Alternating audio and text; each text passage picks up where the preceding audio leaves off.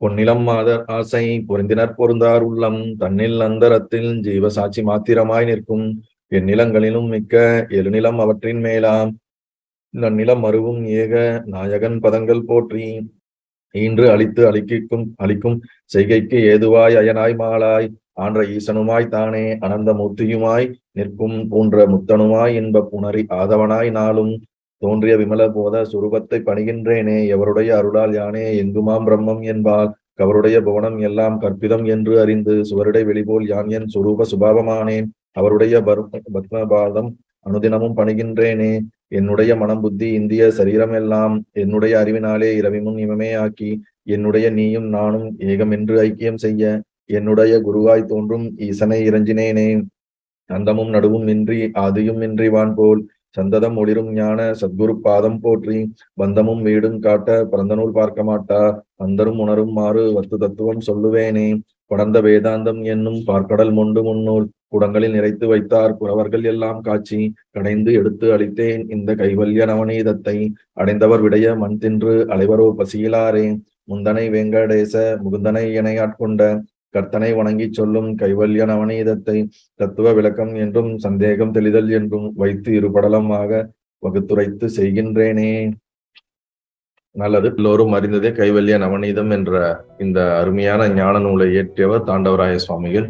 அவருடைய குருவின் ஆணைக்கு ஏற்ப அவருடைய குரு பேர் நாராயண குரு சுவாமிகள், நாராயண குரு தேசிகர்னு சொல்லுவாங்க. ரெண்டு பேரும் கும்பகோணத்தில் இருக்கக்கூடிய நன்னிலம்ங்கிற இடத்துல அவங்களுடைய ஜீவ சமாதிகள் இருக்கு. நாராயண சுவாமியோட நாராயண குரு தேசிகருடைய குரு வித்யாரண்ய சுவாமிகள், ஸ்ருங்கேரி மடத்தோட பீடாதிபதியா இருந்தவர். ஸோ இந்த பரம்பரையில வரக்கூடிய ஒரு அத்வைத வேதாந்த தமிழ் சார்ந்து தமிழிலே இயற்றப்பட்ட ஒரு அருமையான எளிமையாக புரியக்கூடிய ஒரு ஞான நூல்தான் இந்த கைவல்ய நவநீதம். இதை நாம் தொடர்ந்து பார்த்து கொண்டு வருகின்றோம். ஸோ இதுவரை நாம் பார்த்திருக்கக்கூடிய பாடல்கள் 1007 பார்த்து தத்துவ விளக்கப்படலம் என்ற இதுல சமம் தமம் உபரமக திதிக்ஷா ஸ்ரத்தா சமாதானம் என்று சொல்லப்பட சான்ஸ்கிரிட்ல சொல்லுவோம். தமிழ்ல சமம் தமம் விடல் சகித்தல் சமாதானம் ஸ்ரத்தை, இந்த 6 குவாலிட்டி பார்த்திருக்கோம். விவேகம் வைராக்கியம் முமுக்ஷுத்துவம் முக்தியை விரும்பக்கூடிய இச்சை மற்றும் சமாதிகள், இந்த 6 விஷயங்களை நம்ம பார்த்திருக்கோம். ஸோ எவ்வாறு நாம் தயாராக இருக்க வேண்டும், ஒரு ஞானத்தை விரும்புறவங்க எந்த அளவுக்கு தயாராக இருக்கணுங்கிறத சொல்லியிருக்காங்க. இதற்கு அடுத்து இப்ப குருவோட ஒரு சீடன் எப்படி சேருகின்றான் அப்படிங்கிற அந்த தலைப்பை அந்த தலைப்பின் கீழே இருக்கக்கூடிய பாடல்களை தான் பார்க்க போகிறோம். கடைசியா நாம பார்த்தது ஆனபின் மனைவி மக்கள் அர்த்த ஏடனைகள் 3 காணவர் வலையில் பட்டு கைத்தப்பி ஓடும் மான் போல் போனவன் வெறுங்கையோடு போகாத வண்ணம் சென்று ஞான சத்குருவை கண்டு நன்றாக வணங்கினானே.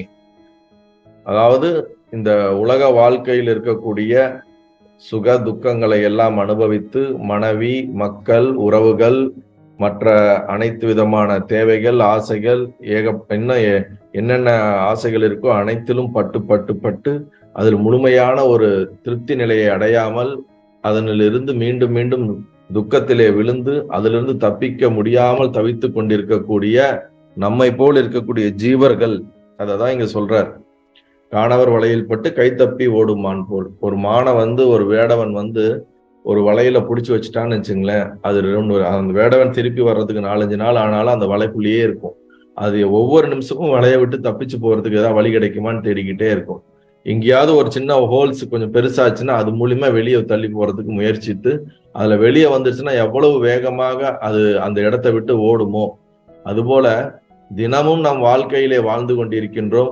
வாழ்க்கையில வாழ்ந்து வாழ்ந்து வாழ்ந்து இந்த சுக துக்கங்களில மாட்டிக்கொண்டு, உலக வாழ்க்கையில் மாட்டிக்கொண்டு, இந்த உடலிலே நாம் படுகின்ற பல வேதனைகளும் துக்கத்தையும் தினசரி நாம் அனுபவித்து இந்த ஏன் பிறந்தோம் என்ற கேள்வி நமக்குள் பல தடவை வருகிறது. இந்த கேள்விக்கு பதில் கிடைக்காதா, இந்த கேள்வி இதுல இருந்து நம்ம விடுபட முடியாதா அப்படின்னு நாமளும் இந்த மான் போல ஒவ்வொரு நாளும் தேடிக்கிட்டே இருக்கிறோம். எங்கடா வழி கிடைக்குமான்னு. எப்படி அந்த மானுக்கு ஒரு சின்ன ஒரு வலையில ஒரு கேப் கிடைச்சோன்னா வெளியே ஓடுறது மாதிரி நம்ம என்ன பண்றோம், இந்த உலக வாழ்க்கையில இருந்து தப்பிக்கிறதுக்கு நமக்கு என்ன ஒரு வாய்ப்பு இருக்குது, எல்லா பக்கமும் தேடி பார்க்கிறோம். ஒரு பக்கம் சுகத்தையும் தேடுறோம், துக்கத்தையும் தேடுறோம். இது ரெண்டுக்கும் நடுவுல இருந்து இதுல விலகி வர்றதுக்கு ஏதாவது வழி இருக்கான்னு பார்க்கும்போதுதான் நமக்கு என்ன பண்றாங்க, ஞான குருநாதர் அப்படிங்கிற ஞானத்தை போதிக்கக்கூடிய குரு நம் கண் முன்னாடி வரும் பொழுது, அப்பா இவரை பிடிச்சிக்க வேண்டிதான், இவரை பிடிச்சு எப்படியாவது இந்த உலக வாழ்க்கையை விட்டு கடந்துட வேண்டிதான். எங்கேயோ ஒரு காட்டுக்குள்ள போயிட்டே இருக்கும்போது வழியே தெரியலன்னு வச்சுங்களேன், இருட்டுல எங்கடா எப்படா போய் தேர்வோம் நமக்கு ஒரு நம்பிக்கையற்று ஒரு வாழ்க்கையே ஒரு விரக்தையா இருக்கும்.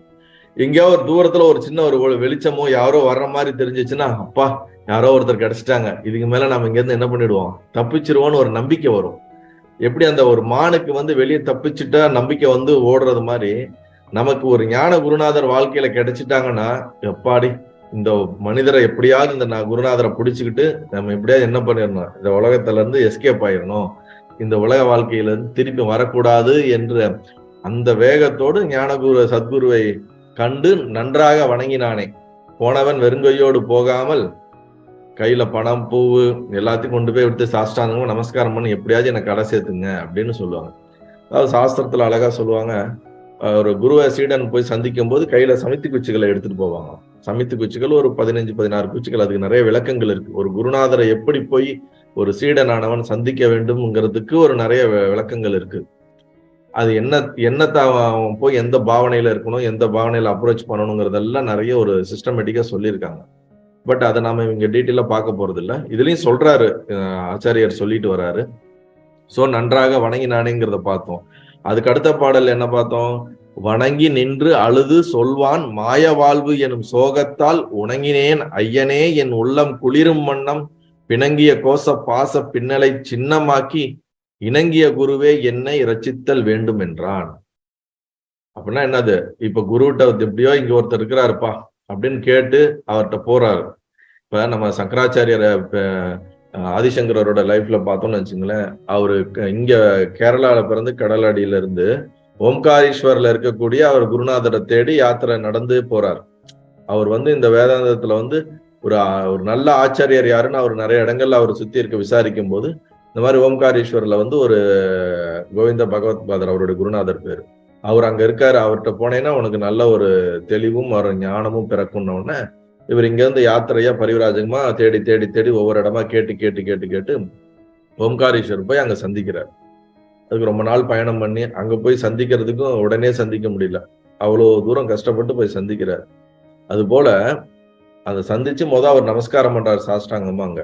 அந்த மாதிரி நம்ம வாழ்க்கையில பட்டு பட்டு பட்டு பட்டு துக்கம் அடைஞ்சு யாராவது ஒருத்தங்க நமக்கு ஹெல்ப் பண்ண மாட்டாங்களா, வழிகாட்ட மாட்டாங்களான்னு எதிர்பார்த்து இந்த பக்தனானவன் இந்த சீடனானவன் வணங்கி நின்று அழுது சொல்வான் மாய வாழ்வு, அப்பா இறைவா குருநாதரே எப்படியாவது இந்த வாழ்க்கையில இருந்து என்னை கடை சேர்த்துங்க, எப்படியாவது இந்த சோகத்துல இருந்து என்ன விடுபட வைங்க, இந்த கஷ்டத்துல இருந்து விடுபட வைங்க அப்படின்னு சொல்லி எனக்கு என்னோட மனசு சாந்தி அடைகிற மாதிரி, என்னோட உள்ளம் குளிருமாறு, என் உள்ளம் குளிரும் வண்ணம், என உள்ள ஒரு ஆனந்தமாக இருக்க வேண்டும், ஒரே துக்கமா ஒரே புகைச்சலா இருக்குது, என் மனசு குளிரும் மாதிரி எனக்குள்ள இருக்கக்கூடிய இந்த பாச பின்னல்கள் கோச பின்னல்களிலிருந்து இதை கம்ப்ளீட்டா இதுல இருந்து விலகி நான் ஒரு நல்ல ஒரு நிலைக்கு வர வேண்டும், தெளிவு நிலைக்கு வர வேண்டும், அதற்கேற்றார் போல் என்னை ரச்சித்து என்னை காத்தருளுங்கள் அப்படின்னு என்ன கேட்கிறா, அப்படி இந்த சீடன் கேட்கிறார்.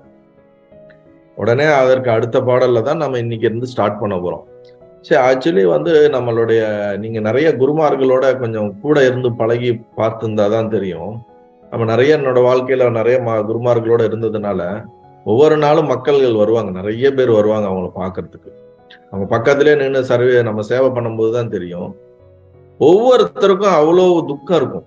ஐயோ எங்க வீட்டுல இந்த பிரச்சனைங்க, என்னோட கணவருக்கு இந்த பிரச்சனைங்க, என்னோட மனைவிக்கு இந்த பிரச்சனைங்க, என்னோட குழந்தைக்கு இந்த பிரச்சனைங்க, உடல் கோளாறு, மணல் கோளாறு, குடும்பத்தில் தகராறு, இல்ல கடன் பிரச்சனை, எனக்கு வாழவே முடியல, எவ்வளவு ஒவ்வொரு நாளும் மக்கள் பார்க்கும்போது ஒவ்வொருத்தரும் அவ்வளவு புலம்பல், அவ்வளவு கஷ்டங்கள், அவ்வளவு துக்கங்கள்.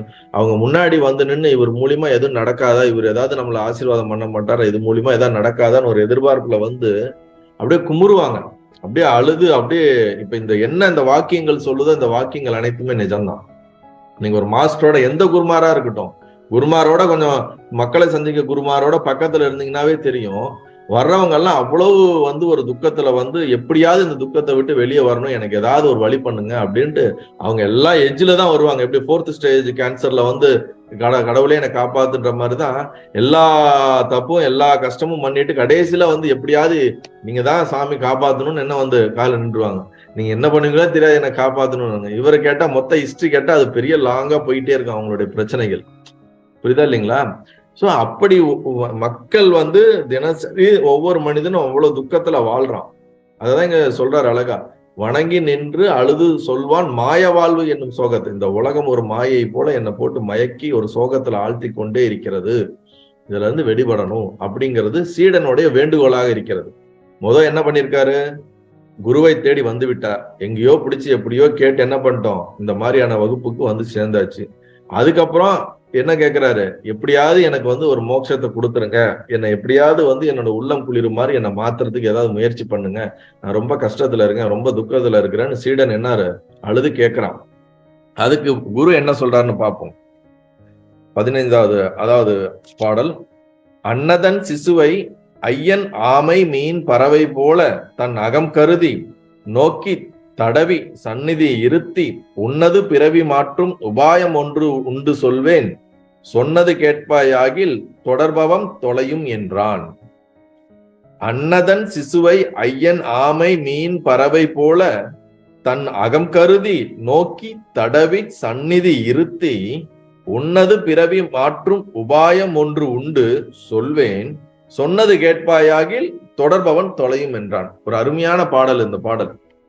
அதாவது இதற்கு மேல நம்ம இந்த கைவல்ய நவநீதத்தை அணுகும் போது தாண்டவராய சுவாமிகள் வந்து ஒரு குருவுக்கும் சீடனுக்கும் நடுவிலே நடக்கக்கூடிய உரையாடலை எக்ஸ்பிரஸ் பண்றார், என்ன நடக்குதுன்னு. அவர் இந்த உரையாடல்கள் நடக்கிறத சொல்லிக்கிட்டே வரும்போது நடுவுல இவர் ரெண்டத்தையும் அப்சர்வ் பண்ணி சில விஷயத்தையும் இவர் என்ன பண்றாரு, கொடுக்கிறாரு. இப்ப நம்ம இதை எப்படி அணுகணும் இந்த கைவல்ய நவநீதத்தைனா, நீங்கள் எல்லாம் சீடர் என்ற ஒரு மனப்பான்மையில் இருந்துதான் நம்ம வந்து ஒரு சீடனா இருந்தா எப்படிலாம் நமக்கு வந்து சந்தேகங்கள் வரும், எப்படிலாம் கேள்விகள் வரும், எந்த பாவனையில நம்ம அப்ரோச் பண்ணுவோம். இப்போ ஒரு குருநாதர் இருந்தா அவர் எந்த மாதிரி நம்மளை அப்ரோச் பண்ணுவாங்கன்னு இந்த பாவனையில இருந்துக்கணும். அதே நேரத்துல இந்த தாண்டவராய சுவாமிகள் நடுவுல சொல்லக்கூடிய கருத்துக்களை மூன்றாவது ஒரு மனிதராக இருந்து நடப்பதை வந்து ஒரு சில கருத்துக்களாகவும் அவர் என்ன பண்ணுவாரு, எடுத்து சொல்லுவார். அப்ப இது எல்லாமே ஒரு நம்ம அந்த விசுவலைசேஷனுக்கு போயிடணும். அவங்களுக்குள்ள ஒரு 2 பேருக்கு ஒரு டிஸ்கஷன் எப்படி இருக்கும் நம்மளுடைய விசுவலைசேஷன்ல இருந்தாதான் இது அப்படியே நமக்குள்ள எக்ஸ்பீரியன்ஸா நமக்கு மாறுறதுக்கான வாய்ப்புகள் இருக்கு. இப்ப ஃபர்ஸ்ட் 2 லைன்ல என்ன சொல்றாருன்னா, அன்னதன் சிசுவை ஐயன் ஆமை மீன் பறவை போல தன் அகம் கருதி நோக்கி தடவி சந்நிதி இருத்தி. இது வரைக்கும் வந்து தாண்டவராய சுவாமிகள் அவருடைய கருத்து குருவானவர் வந்து எப்படி சீடனை கருதுகிறார், எப்படி சீடனை ஆட்கொள்ளுகிறார், எப்படி சீடனை வந்து அவனுக்கு தேவையானதை எப்படி இவர் வந்து வெளிப்படுத்துவார், என்ன மாதிரி இவர் வந்து அவனை எந்த பாவத்துல அவர் வந்து அணுகுவார் அப்படிங்கறத சொல்றார் ஃபர்ஸ்ட் 2 லைன்ல. அடுத்த 2 லைன்ல வந்து அந்த குருநாதர் வந்து அந்த சீடனுக்கு என்ன பதில் சொல்றாருங்கிற அந்த அர்த்தங்களுக்கு வந்துரும். இப்ப இந்த சிசுவை அப்படின்னா என்னன்னா, சிசுன்னா என்னது, குழந்தை. ஒரு சிசு, பிறந்த சிசு அப்படின்னு சொல்றோம். அப்ப ஒரு குழந்தை. அப்ப ஒரு குருவானவர், ஐயன் என்றால் இந்த இடத்துல குரு, ஒரு குருவானவர் வந்து தன்னை நோக்கி வரக்கூடிய சீடனை ஒரு குழந்தை போல பார்ப்பார், குழந்தை போல கருதுவார். ஏன்னா குழந்தை தான் அறியாமையில இருக்கும், அதுக்கு ஒன்றும் தெரியாது, அதற்கு வெளி உலகமோ அல்லது வேறு என்ற ஒரு விஷயமோ தெரியாது, அது இன்னும் வளர்ச்சி அடையாத ஒரு தன்மையில இருக்கக்கூடியது. அப்ப அதுக்கு ஒரு தாயோ தந்தையோ எந்த அளவுக்கு அதுக்கு பக்குவமாக கூட இருந்து தேவையானவற்றை எல்லாம் செய்து அது வளர்க்கப்பட வேண்டுமோ, அது என்ன மாதிரி வளர்ந்து அடைய வேண்டுமோ அந்த நிலையை அடைவதற்கு வரைக்கும் பாதுகாத்து கூட இருந்து செய்ய வேண்டியது இருக்கு.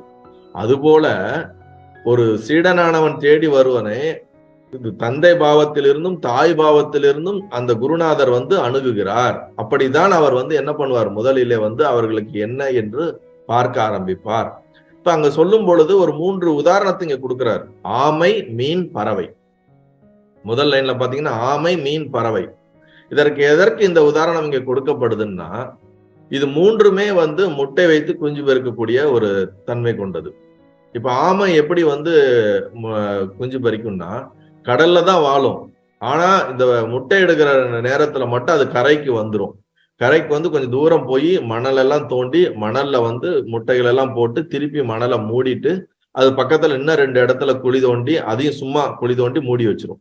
ஏன்னா பறவைகளோ இல்ல வேற ஏதோ அது வந்து முட்டைகளை எடுத்து சாப்பிடக்கூடாதுன்னு 2-3 இடத்துல குழி தோண்டிட்டு, ஆனா ஒரு இடத்துல மட்டும்தான் முட்டையை போட்டு திருப்பி கடலுக்குள்ள போயிடும். ஆனா கடலுக்குள் சென்றாலும் இந்த ஆமையோடைய எண்ணமானது, ஆமையோடைய மனமானது எப்பொழுதும் இந்த முட்டையை நோக்கியே இருக்குமா. புரியுதா இல்லைங்களா? ஆமை மனதாலேயே குஞ்சு பறிக்கும் அப்படின்னு சொல்லுவாங்க. அது மனதாலேயே நினைத்து கொண்டே இருக்கும் அந்த முட்டைகளை. அது 1000 கிலோமீட்டர் தள்ளி இருந்தாலும் அல்லது கடல்ல வேற எங்கு போயிருந்தாலும் சரி, அதனுடைய நினைவுகள், அதனுடைய மனமானது, அதனுடைய சங்கல்பமானது எப்பொழுதும் இந்த முட்டை எங்கு முட்டையிட்டமோ அதுவே நினைத்து கொண்டு இருக்க இருக்க இருக்க ஒரு 40-45 நாட்கள் கழித்து இந்த முட்டை வெடித்து அதுல இருந்து என்னது ஆமை குஞ்சுகள் வெளியே வந்து, அந்த ஆமை குஞ்சுகள் வெளியே வந்து அது கடலுக்குள்ள போறது மிகப்பெரிய போராட்டம்னு சொல்லப்படுது. ஏன்னா எப்படா இந்த ஆமை குட்டி வெளியே வரும், அதை சாப்பிடலான்னு கழுகுங்களும் பறவைகளும் வெயிட் பண்ணிக்கிட்டே இருக்கும். நீங்க யூடியூப்ல எல்லாம் போய் பாத்தீங்கன்னா தெரியும். அது வெளியே வந்ததுல இருந்து தண்ணியை நோக்கி மிக வேகமா ஓடும். ஏன்னா அந்த குறிப்பிட்ட காலம் அது தப்பிச்சு ஓடி தண்ணிக்குள்ள போயிடுச்சுன்னா அது தப்பிச்சிருச்சு. இல்லாட்டினா பறவைகள்கிட்ட அவ்வளவு பறவைகள் வெயிட் பண்ணிட்டு இருக்கும் அதை சாப்பிட்றதுக்கு. புரியுதா இல்லைங்களா? அப்ப அவ்வளவு போராட்டத்துக்கு அடுத்து தன்னை தற்காலித்துக் கொள்ள வேண்டிய சூழ்நிலை இருக்கு. அப்ப இந்த இடத்துல இங்க ஆமைன்னு சொல்றதுக்கு காரணம் என்னன்னா, ஆமையானது மனதாலேயே நினைத்து அந்த முட்டையிலிருந்து அந்த தன்னுடைய கருவை வந்து குஞ்சாக மாற்றக்கூடிய தன்மை அதற்கு இருக்கிறது. மீனானது வந்து கடலிலே முட்டையிட்டு அந்த முட்டையை பார்த்துக்கிட்டே இருக்குமா. அது குஞ்சு பறிக்கிறது எப்படின்னா, அந்த முட்டையை பார்த்துக்கிட்டே இருக்குமா. அதோட பார்வை எப்பொழுதும் அந்த முட்டை மேலேயே இருக்குமா. அது குஞ்சு பறிக்கிற வரைக்கும் அதனுடைய பார்வை அது சார்ந்தே இருந்து கொண்டே இருக்கும். அதற்கப்புறம் மீன் குஞ்சானது அது என்னது பொறிக்கின்றது. அதுபோல பறவைன்னு வச்சிட்டோம்னா நம்ம என்ன ஒரு குருவியா இருக்கட்டும் அல்லது ஒரு புறாவா இருக்கட்டும் இல்லது கோழிகளாக கூட எடுத்துக்கலாம். அதையெல்லாம் முட்டையிட்டு அது என்ன பண்ணும், அடகாக்கும் நம்ம கேள்விப்பட்டிருக்கோம். அப்ப அதனுடைய சருமத்துல அதனுடைய ரெக்கையினால அதை வந்து என்ன பண்ணும், சூடான ஒரு கம்ஃபர்டான ஜோன் அது கிரியேட் பண்ணி அது மேலேயே உட்கார்ந்துருக்கும். இல்லாட்டி அதனோட தடவி கொடுத்துக்கிட்டே இருக்கும். அதோடயே இருந்து அது குறிப்பிட்ட நாள்ல குஞ்சு பறிக்கும். அப்ப இந்த 3 விதமான ஒரு மாற்றங்கள் ஏற்படுகிறது. மனதாலே நினைப்பது, கண்ணாலே பார்ப்பது, தடவி கொடுப்பது, அதாவது தன்னுடைய ஸ்கின் அதுல படுறதன் மூலியமாவே அந்த ஒரு டிரான்ஸ்பர்மேஷனை ஏற்படுத்துவது. இவ்வாறாக இந்த விதமான இந்த மாற்றங்கள் ஏற்பட்டு உயிரை வந்து வெளிப்படுத்துகிறது. அது போல அதான் சொல்றாரு, ஆமை மீன் பறவை போல இந்த மாதிரியெல்லாம் எப்படி முட்டையானது குஞ்சு பறிப்பது போல இந்த பறவைகள் பண்ணுவது போல குருநாதரானவர் தன் அகம் கருதி, அதுக்கடுத்து நோக்கி, அதுக்கடுத்து தடவி, சந்நிதியில் இருத்தி, 4 வார்த்தைகள் அது தனித்தனியா நம்ம பார்க்கணும். அகம் கருதி என்றால் என்னன்னா, மனதினாலே இந்த சீடனானவன் அல்லது இந்த நபரானது தெளிவடையட்டும், இவர் மோட்சம் அடையட்டும், இவர் ஞானத்தை உணரட்டும் என்று மனதினாலே குருநாதர் சங்கல்பம் செய்ய வேண்டுமா. அவர் மனதினாலே சங்கல்பம் செய்வது அதுவே ஒரு தீட்சை. நல்லா புரிஞ்சுக்குங்க. இந்த மனதினால் இப்ப எப்படி இந்த ஆமை இது வருவது போல அவர் மனதினாலேயே இந்த ஜீவனானது வந்து முக்தி பெறட்டும், இந்த ஜீவனானது தெளிவு பெறட்டும், இவன் வந்து அடுத்த நிலைக்கு செல்லட்டும் நினைக்கிறதே ஒரு தீட்சை, சங்கல்ப தீட்சை என்று சொல்வது உண்டு. அவர் மனதுல சங்கல்பம் பண்றாரு. இப்ப நம்ம இந்த கிளாஸுக்கு வரோம், ஒவ்வொரு சத்சங்கத்துக்கு வரோம், கிளாஸுக்கு வரோம்னா நீங்க எல்லாம் வந்து ஜீவன் முக்தலா ஆகட்டும்னு நம்ம பிரார்த்தனை பண்றோம். கரெக்டா ஒவ்வொரு வாட்டி பிரார்த்தனை பண்றோம். இப்ப நீங்க வர்றவங்க எல்லாம் நல்லா தெளிவாகி திருப்பியும் பிறவி இல்லா பெருநிலை வரணும்னு நம்ம ஒரு சங்கல்பம் பண்றோம், ஒரு ஆசை நமக்குள்ள உற்பத்தி பண்றோம். அதுவே ஒரு தீட்சை தான். எந்த ஒரு உள்ளம் தெளிவடைந்த உள்ளத்துல வந்து மனம் இயங்காத ஒரு உள்ளத்துல இருந்து இந்த ஒரு சங்கல்பம் வரும்போது அந்த சங்கல்பத்துக்கு அதிகப்படியான சக்தியும் அது நமக்கு தேவையான ஒரு முன்னேற்றத்தையும் கொடுக்கும். அப்ப குருநாதர், ஏன்னா இப்ப அவர் மனம் அது என்னது, அவர் மனம் வந்து உள்ள நினைக்கணும். இப்ப யாரோ ஒருத்தர் வந்துட்டாங்க மனசுக்குள்ளேயே நீங்க ஞானம் அடைஞ்சிருவீங்க மனசுக்குள்ளேயே நினைச்சா ஆயிடுவாங்களான்னு ஆக மாட்டாங்க. புரியுதா இல்லைங்களா? சும்மா ஒரு இதுன்னா அவர்கள் அதை விரும்பி அந்த மனத்துல என்ன பண்ணணும், இந்த ஜீவன் வந்து ஒரு தெளிவு நிலையை அடையட்டும். அப்படி மனதில் அவர்கள் நினைத்து சங்கல்பம் செய்யும் பொழுது அதற்கு உண்டான செயல்கள் அதுக்கு அடுத்து நடக்க ஆரம்பிக்கும் அப்படின்னு சொல்றாரு. அப்ப அதுதான் முதல்ல சங்கல்ப தீட்சை.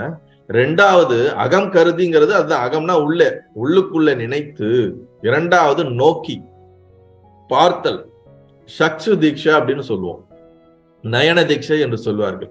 பார்ப்பதின் மூலியமாக, சீடனை பார்ப்பதின் மூலியமாக, தொடர்ந்து அவரை பார்ப்பதின் மூலியமாக, அந்த கண் மூலியமாகவே அவர்களுக்கு நடக்கக்கூடிய அந்த டிரான்ஸ்பர்மேஷன் தான் என்னது, நோக்கு தீட்சைன்னு தமிழ்ல சொல்லுவோம், அல்லது நயன தீட்சை, சக்ஷு தீட்சை அப்படிங்கிறது.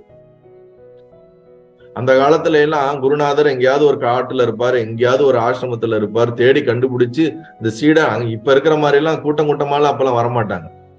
ஒரு சுவாமி இருக்காரு, அவர் வகுப்பு எடுக்கிறாரு, ஒரு 1000 பேர் கிளாஸுக்கு போலாம்லாம் யாரும் போக மாட்டாங்க. எங்கேயாவது அவர் காட்டுல எங்கேயாவது என்ன பண்ணிட்டு இருப்பாரு, உக்காண்டு இருப்பாரு. அவரை தேடி போறதுக்கு இவங்க தேடி கஷ்டப்பட்டு, அதுவும் ஏதாவது ஒருத்தர் 2 பேர் தான் என்ன பண்ணுவாங்க, சீடன் வருவாங்க. அந்த ஒருத்தர் 2 சீடன் வந்தானா அவன் விழுங்கி அவன் என்ன பண்ணுவான், நமஸ்காரம் பண்ணும் போது, ஓ அப்படியாப்பா, என்னப்பா உன் பிரச்சனை, எனக்கு இந்த மாதிரிலாம் பிரச்சனை இருக்கு, என்னை எப்படியாவது ஞானத்தை கொடுத்துங்கன்னா, ஓ உனக்கு ஞானம் வேணும்னு நினைக்கிறியா, சரி நல்லது நடக்கட்டும் அப்படின்னு மனசுல முதல் நினைச்சு, சரி உக்காருப்பா அப்படின்னு அவரை பார்த்து, அதுக்கப்புறம் அவரோட பிரச்சனைகள் என்ன, அவருடைய என்ன பாவனையில இருக்காரு, என்ன மனம் இருக்குது, இதெல்லாம் அவர் அண்டர்ஸ்டாண்ட் பண்ணணும் அந்த குருநாதர். அததான் இங்க சொல்றாங்க, தன் அகம் கருதி நோக்கி தடவின்னு. இப்ப நம்ம வீட்லயே நம்ம பசங்க நல்லா படிச்சாங்கன்னா முதல்ல தட்டி கொடுப்போம், வெரி குட், நல்லா படிச்சிருக்கிற, நல்லா வரணும். ஏதாவது ஒரு சக்சஸ் பண்ணிட்டு வந்தாங்கன்னா வெரி குட், தலையில தட்டி ஆசீர்வாதம் பண்ணி, ரைட் ஓகே நல்லா இருக்கணும். நல்ல நாள் அதுமா பெரியவங்க காலில் விழுந்தவொன்னா ஆசீர்வாதம் வாங்க, அவங்க என்ன சொல்லுவாங்க, நல்லா இருக்கணும், தலையை இது பண்ணுவாங்க. அப்ப எந்த ஒரு விஷயம்னாலும் அவர்களை ஆசீர்வதிப்பது, அவர்களை தடவி கொடுத்து என்கரேஜ் பண்ணுவது, அவர்களை தடவி கொடுப்பதே ஒரு தீட்சை. அது ஸ்பர்ஷ தீட்சை அப்படின்னு நம்ம சொல்றது உண்டு, சாஸ்திரத்துல சொல்வது உண்டு. அதாவது அவர்களோட தலையை தொட்டு, நல்லது, நீங்க நல்லா இருப்பீங்க, உங்களுக்கு நல்லதே நடக்கட்டும், உங்களுக்கு ஞானம் கிடைக்கட்டும் அப்படின்னு சொல்லி அந்த சீடனுடைய தலையை தொட்டு, அவர்கள் கையை பிடித்தோ தலையில் தொட்டோ என்னது, அவர்களை ஆசீர்வதிப்பதும் அவர்களுக்கு உண்டான விஷயத்தை சொல்லுவதுதான் என்னது அடுத்த தீட்சை. அதற்கடுத்து சந்நிதி இருத்தினா அவங்க பிரசன்ஸ்ல உட்கார வைக்கிறது. இப்போ மாஸ்டர் இருக்காங்கன்னா மாஸ்டரோட பிரசன்ஸ்ல, இப்போ ஒரு சீடன் வரானா, சரி என் கூடயே தங்கு கொஞ்ச நாள், இங்கே இரு, என் கூட இரு அப்படின்னா இங்க இருந்து அவர் பக்கத்திலே இருக்க வைக்கிறது. மாஸ்டரோட பிரசன்ஸ் பக்கத்துல இருக்கிறது ஒரு தீட்சை தான். அந்த பக்கத்துல இருந்து அவங்களோட வாழ்க்கை முறையோட பழகி, அவர்களுடைய செயல்கள், அவர்கள் அந்த ஞானத்துல இருந்து எப்படி வெளிப்படுத்துறாங்கிறத பார்த்து அதை நமக்குள்ள நாம என்ன பண்றது, உள்வாங்கி கொள்வதற்கே நமக்கு ஒரு பக்குவம் வேணும். அதுவும் ஒரு தீட்சை தான். இப்ப நம்ம தட்சிணாமூர்த்தி அவர் முன்னாடி இந்த சனகாதி முனிவர்கள் 4 பேர் உட்கார்ந்துதான் இருந்தாங்க. உட்கார்ந்து இந்த மார்த்தத்திலே அவங்களுக்குள்ள எந்த ஒரு உபதேசமும் நடக்கல. இவர் வாயை திறந்து எதுவும் கம்யூனிகேட் பண்ணல, மனதினாலே சங்கல்பம் பண்ணாரு, இவர்களுக்குள்ள அந்த ஞானம் மலரட்டும் அப்படின்னு. இவரு சாந்தியா அமைதியா மௌனத்துல இருந்தாரு. ஆனா அவங்க முன்னாடி இருந்த மாத்திரத்திலே அவங்களுடைய மனதுக்குள்ள விசாரங்கள் ஏற்பட்டு அவர்கள் அந்த தெளிவு நிலையை அடைந்தார்கள். சோ அப்ப அந்த சந்நிதியில் இருப்பது, அவர்களை சுத்தி வாழ்வதுங்கிறதே ஒரு பெரிய ஒரு குடுப்பனை, அதை சுத்தி வாழ்றதுங்கிறது ஒரு தீட்சை. அதனாலதான் அந்த காலம் இப்ப கூட சரி பல ஆசிரமங்கள்ல சீடர்கள் ஏன் குருநாதரை சுற்றி வாழ்கிறார்கள் அப்படின்னா, அவர்கள் கூட இருந்து கத்துக்கிற விஷயங்கள், கூட இருந்து பக்குவப்படக்கூடிய விஷயங்கள் ரொம்ப எளிது. அது கஷ்டம்தான், ஆனா அது அந்த டிரான்ஸ்பர்மேஷன் ஆனது மிகவும் வேகமாக நடக்கும். அப்ப ஒரு குருநாதர் சங்கல்பம் செய்து பார்த்து, அவர்களை தொட்டு, அவர்களுக்கு தன்னுடைய இடத்திலே வைத்து, இவ்வாறாக அவர்களுக்கு உண்டான அந்த அடுத்தடுத்த நிலைகளுக்கு உண்டான ஒரு வழிகாட்டியாக இருந்து அவர்களை வழிநடத்தி எடுத்து செல்கின்றார் அப்படின்னு இங்க தாண்டவராய சுவாமிகள் சொல்றார். இத்தனை தீட்சைகள் இருக்கிறது. அவர்கள் பார்ப்பதும் சரி, அவர்கள் மனதிலே நினைப்பதும் சரி, அது எல்லாமே அந்த சீடனுக்கு உண்டான ஒரு பலனை கொடுக்கும், அந்த ஒரு வழியை கொடுக்கும் என்று சொல்லிட்டு, இப்ப அடுத்து என்ன சொல்றாருன்னா, உன்னது பிறவி மாற்றும் உபாயம் ஒன்று உண்டு சொல்வேன். இப்ப என்னன்னா, இப்ப குருநாதர் இந்த சீடன் தேடி வந்துட்டான். இவர் உட்கார்ந்து இருக்காரு, தேட, ஐயனே என்னை எப்படியா காப்பாத்துங்க, ரொம்ப கஷ்டமா இருக்கு, இதுல இருந்து வெளிக்கொண்டு வருங்கன்னா, அப்படியா, அவர் சொன்னதுக்கு அப்புறம், அந்த சீடன் சொன்னதுக்கு அப்புறம் என்ன சொல்ற, உன்னது பிறவி மாற்றும் உபாயம் ஒன்று உண்டு. உன் பிரச்சனைக்கு ஒரு சொல்யூஷன் இருக்கு, ஒரு உபாயம் இருக்குது, நீ சொல்லக்கூடிய ப்ராப்ளத்துக்கு ஒரு உபாயம் இருக்குது, அதை நான் உனக்கு சொல்றேன். உன்னுடைய பிறவியை மீண்டும் பிறவா வண்ணம் இருக்கக்கூடியதுக்கு உண்டான ஒரு உபாயம் இருக்கிறது, ஒரு சத்தியம் இருக்கிறது, ஒரு வழி இருக்கிறது, அந்த வழியை உனக்கு நான் சொல்லுகிறேன். ஆனால் என்னது, சொன்னது கேட்பாய் ஆகில், சொன்னது கேட்பாய் ஆகில், நான் சொல்றதை நீ கேட்டீனா நான் சொல்றத சொல்லிடுவேன். நீ கேட்கிறப்பா, நான் சொல்றத சொல்லிடுறேன். நீ சொன்னது கேட்பாய் ஆகில் தொடர்பவன் தொலையும் என்றான். தொடர்பவன் தொலையும் என்றான என்ன அர்த்தம்னா, பிறவி பிறவியாக தொடர்ந்து வந்து கொண்டே இருக்கக்கூடிய நம்மளுடைய கர்ம வினைகள், பிறவி பிறவியாக நம்ம பிறப்பதற்கு உண்டான வாசனைகள், நாம் பிறப்பதற்கு உண்டான காரணங்கள், அதுதான் தொடர்பவன் தொலையும் அப்படின்னா என்னது, தொடர்ந்து வந்து கொண்டே இருக்கிறது நம்மை பின்னோக்கி. நாம தொடர்ந்து பிறந்து பிறந்து பிறந்து இறந்து இறந்து பிறந்து இறந்து பிறந்து இறந்து வாழ்ந்து வந்துகிட்டே இருக்கிறோம். இந்த தொடர்ச்சியானது தொலைய வேண்டும். இது தொலைவதற்குண்டான வழியும் இருக்கிறது, அதை நான் சொல்றேன். ஆனா சொல்றத நீ கொஞ்சம் என்ன பண்ணணும், முழுசா கேட்கணும். நீ சின்சியரா கேட்டாதான் இது உனக்கு என்ன ஆகும், மாற்றத்தை ஏற்படும். இல்லாட்டி ஒண்ணும் நடக்காது. அப்படிங்கறதான் இந்த பாட்டின் மூலியமா நமக்கு எக்ஸ்பிளைன் பண்றாரு.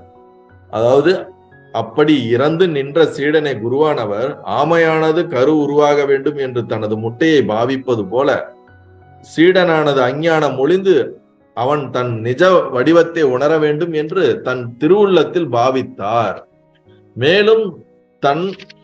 மேலும் மீன் தனது சினையை குஞ்சியை ஆகுமாறு பார்ப்பது போல அவனது பிறவி காரணமான சஞ்சித வினைகள் அழிய வேண்டும் என்று கருணையுடன் நோக்கினார். கோழியானது தன் சிறகினால் முட்டையை தழுவது போல ஆத்ம விசாரம் இவனுக்கு உதய ஆகட்டும் என்று அபயகரத்தால் சிரசிலே கை வைத்து ஆசீர்வாதம் செய்தார். அவனை தனது சன்னிதானத்தில் இருக்க வைத்து, உனது பிறவி துன்பம் தீர உபாயம் ஒன்று உண்டு, அதை உனக்கு உபதேசிப்பேன். அந்த உபதேசத்தை கேட்டு அவற்றை கடைபிடிப்பாய். இதனால் தொடர்ந்து வருகின்ற பிறவி துன்பம் தீரும் என்று அருளி செய்தார். இதுதான் அதற்குண்டான அர்த்தம். புரியுதா இல்லைங்களா? சோ தொடர்ந்து அவனை பார்த்துக்கிட்டே இருக்கிறதுனால என்ன அர்த்தம் நினைச்சுங்க, உட்காருப்பா, உன்னை அப்படியே பார்த்துட்டே இருக்கிறேன், உனக்கு அப்படியே தீட்சை கொடுத்துட்டே இருக்கிறேன், அப்படியே நீ மாறிடுவேன்னு அப்படிலாம் கிடையாது. புரியுதா இல்லைங்களா? கூட இருக்க இருக்க அவன் என்ன பண்றான், எப்படி இருக்கிறான், அவனுக்குள்ள என்ன மாற்றம் நடக்குது, அவன் எந்த மாதிரியான அவனுடைய குணாதிசயங்கள் இருக்கிறது, எப்படி அவன் தடுமாறுகிறான் தொடர்ந்து பார்த்து கொண்டே இருப்பது. ஏன் பார்க்கிறோம்? அவனுக்குள்ள மாற்றம் ஏற்படணும். அவனை வந்து என்ன பண்றோம், அவனை புரிந்து கொள்ள முயற்சி செய்கின்றோம். அந்த மாதிரி இந்த ஒவ்வொரு உதாரணங்களை கொடுத்து அவர் அழகா சொல்றார். பாத்துக்குங்க, இவ்வளவு ஒரு அருமையான ஒரு விஷயம். அதனால நான் சும்மா அப்படியே பார்த்துட்டே இருந்தா ஞானம் அடைஞ்சிருவாங்கன்னு ஆக மாட்டாங்க. நான் தலையில ஒரு குருநாதர் வந்து தலையில கை வச்சுட்டாருப்பா, உடனே எனக்கு ஞானம் கிடைச்சுன்னா அப்படி என்ன ஆகாது. பார்ப்பதினாலேயோ தலையில கை வைப்பதினாலேயோ அல்லது அவர் முன்னாடி நீங்க 10 வருஷம் உட்கார்ந்து இருந்தாருனாலேயோ ஆகிடும்னா ஆகாது.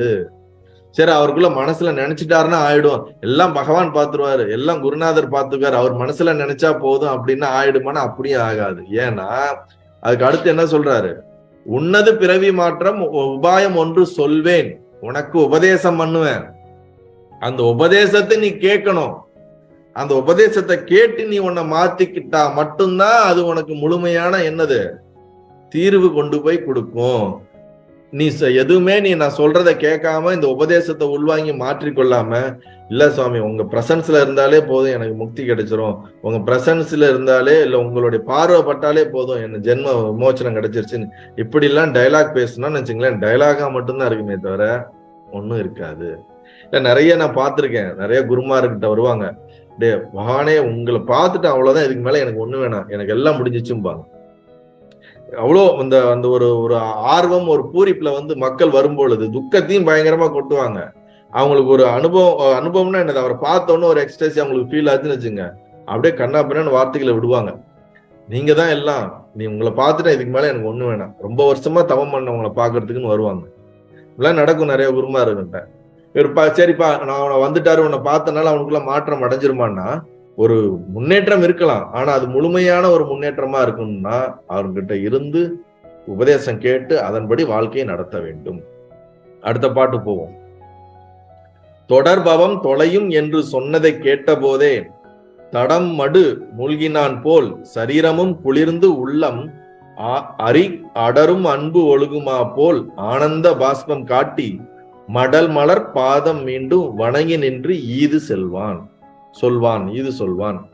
அதாவது இந்த பாடலுக்கான அர்த்தம் என்னன்னா, தொடர்பவம் தொலையும் என்று சொன்னதை கேட்டவுடன் அந்த சீடன் என்ன பண்றான், ஆஹா குருநாதர் வந்து என்ன சொல்றாரு, உன்னோட பிறவியை பிறவி இல்லாத நிலைக்கும் பிறவி அற்று போவதற்கு உண்டான ஒரு வழி இருக்கு, அதை நான் சொல்ல போறேன்றதை கேட்ட உடனே இந்த சீடனுக்கு உள்ளுக்குள்ள என்ன ஆயிடுச்சு, அப்பா நம்ம தப்பிச்சிருவோம் போல இருக்கே இந்த பிரச்சனையில இருந்து, நமக்கு வழிகாட்டுறதுக்கு ஒரு ஆள் கிடைச்சிட்டார் போல இருக்கே, இல்ல நம்ம கிட்ட ஒரு ஆள் சிக்கிட்டாரு போல இருக்கே, எப்படி வேணாலும் வச்சுக்கலாம் நம்ம, புரியுதா இல்லைங்களா? அப்ப நம்ம நமக்கு இருக்கிற பிரச்சனையில இருந்து வெளி வந்துருவோம் போல இருக்கேன்னு அவனுக்கு என்ன அது ஒரு இனிஷியலான.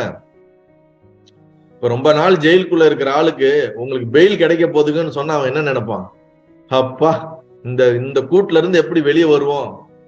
ரொம்ப நாள் ஒரு முட்டைக்குள்ள இருக்கக்கூடிய குஞ்சுக்கு நாளைக்கு உனக்கு விடுதலை அப்படின்னா அது எவ்வளவு ஒரு சுவாசத்தை ஃபீல் பண்ணும். அந்த மாதிரி இந்த சீடனானவன் என்ன நினைக்கிறானா, இத கேட்ட மாத்திரத்தில் தடமடு மூழ்கினான் போல் சரீரம் குளிர்ந்து, அதாவது வழியில போயிட்டு இருக்கும் போது எங்கேயாவது ஒரு குட்டையை பார்த்தோம்னு வச்சு, குட்டைன்னா தண்ணி தேங்கி இருக்கிற இடம் பாக்குறோம், வெயில் அடிச்சு உடம்பெல்லாம் வேத்து ரொம்ப ஒரு வெக்கையா இருக்குது, கொஞ்ச நேரம் அந்த தண்ணிக்குள்ள போய் விழுந்தா எவ்வளவு ஒரு குளிச்சா எவ்வளவு ஒரு நிம்மதியா ஒரு இனிமையா இருக்கும் போல, நீங்க சொன்ன இந்த வார்த்தையை கேட்ட உடனே அவனுடைய உள்ளம் குளிர்ந்து அந்த ஒரு தண்ணி ஒரு குட்டையில குளித்தால் அந்த ஒரு ஹீட் போய் ஒரு ஃபீல் குட்டா இருக்கிற மாதிரி, அதை கேட்ட மாத்திரத்திலே எனக்கு என்னவா இருக்கு, என்னோட உள்ளம் குளிருது, எனக்குள்ள அன்பு என்னது ஓவர்ஃப்ளோ ஆகி வெளியே வந்துகிட்டே இருக்குது, அதுதான் என்னது அடரும் அன்பு ஒழுகுமா போல், எனக்குள்ள அன்பானது பொங்கி வருகிறது, வெளியே வந்து கொண்டே இருக்கிறது, என் கண்ணிலெல்லாம் தண்ணீர் வருகிறது, ஆனந்த கண்ணீர் வருகிறதுங்கிறத தான் ஆனந்த பஸ்பம் காட்டி அப்படிங்கிறார் பாஸ்பம். எனக்குள்ள அப்படியே அப்பா நான் தப்பிச்சிருவோம் போல இருக்கே, நான் வெளியே வந்துருவோம் போல இருக்கே அப்படின்னு அவன் மனதுல உள்ளம் குளிர்ந்து அவனுக்குள்ள அன்பு பெருகி அவன் கண்ணுல எல்லாம் தண்ணி வளர்ந்து மலர்பாதம் மீண்டும் வணங்கி நின்று ஈது சொல்வான். அப்படின்னா என்னது, குருநாதருடைய பாதத்துல திருப்பி நமஸ்காரம் பண்ணி அந்த ஒரு பூக்களை போல தாமரை இதழ்கள் போல இருக்கக்கூடிய பாதத்தை வணங்கி நமஸ்காரம் பண்ணி ஈது சொல்வான். அதாவது தொடர்ந்து வரும் பிறவி துயரம் அழியும் என்று சொன்னதை கேட்டவுடனேயே வெயிலின் வெண்மை வாடியவன் பெரிய குளத்தில் மூழ்கினதை போல மனவெம்மை மாறி அவனுடைய உடல் குளிர்ந்தது, உள்ளே பெருகிய அன்பு ததும்பி வெளியே ஒழுகுமாறு போல ஆனந்த கண்ணீர் சிந்தி தாமரை பூ போன்ற குருவின் திருவடிகளை மீண்டும் வணங்கி நின்று இதனை விண்ணப்பம் செய்தான். இது செய்வானா என்ன அர்த்தம், விண்ணப்பன், எப்படியாவது எனக்கு அதை சொல்லுங்க, எனக்கு எப்படியாவது கைட் பண்ணுங்க அப்படின்னு என்றான், திருப்பியும் கேட்கிறான். உடனே அதுக்கு என்ன அடுத்து பதில் குரு சொல்றதுக்கு முன்னாடியே இவன் அடுத்து ஒரு புள்ளி வைக்கிறான். அவனை பத்தி அவனுக்கு தெரியும், நம்மளை பத்தி தான் நமக்கு தெரியும்ல, அதுதான் அடுத்த பாட்டு வருது. சொன்னது கேட்க மாட்டான் தொண்டனானாலும் சுவாமி, நின்னது கருணையாலே நீர் என்னை ஆளலாமே, உன்னது பிறவி மாற்றும் உபாயம் ஒன்று உண்டு என்றீரே, இன்னது என்று அதை நீ காட்டி ஈடேற்றல் வேண்டும் என்றான். அருமையான பாடல். ரெண்டு பேருக்குள்ள நடக்கிற கான்வர்சேஷன் ரொம்ப அருமையா இருக்கு. இதை படிக்கிறதுக்கே ரொம்ப ஒரு இனிமையா இருக்கும்.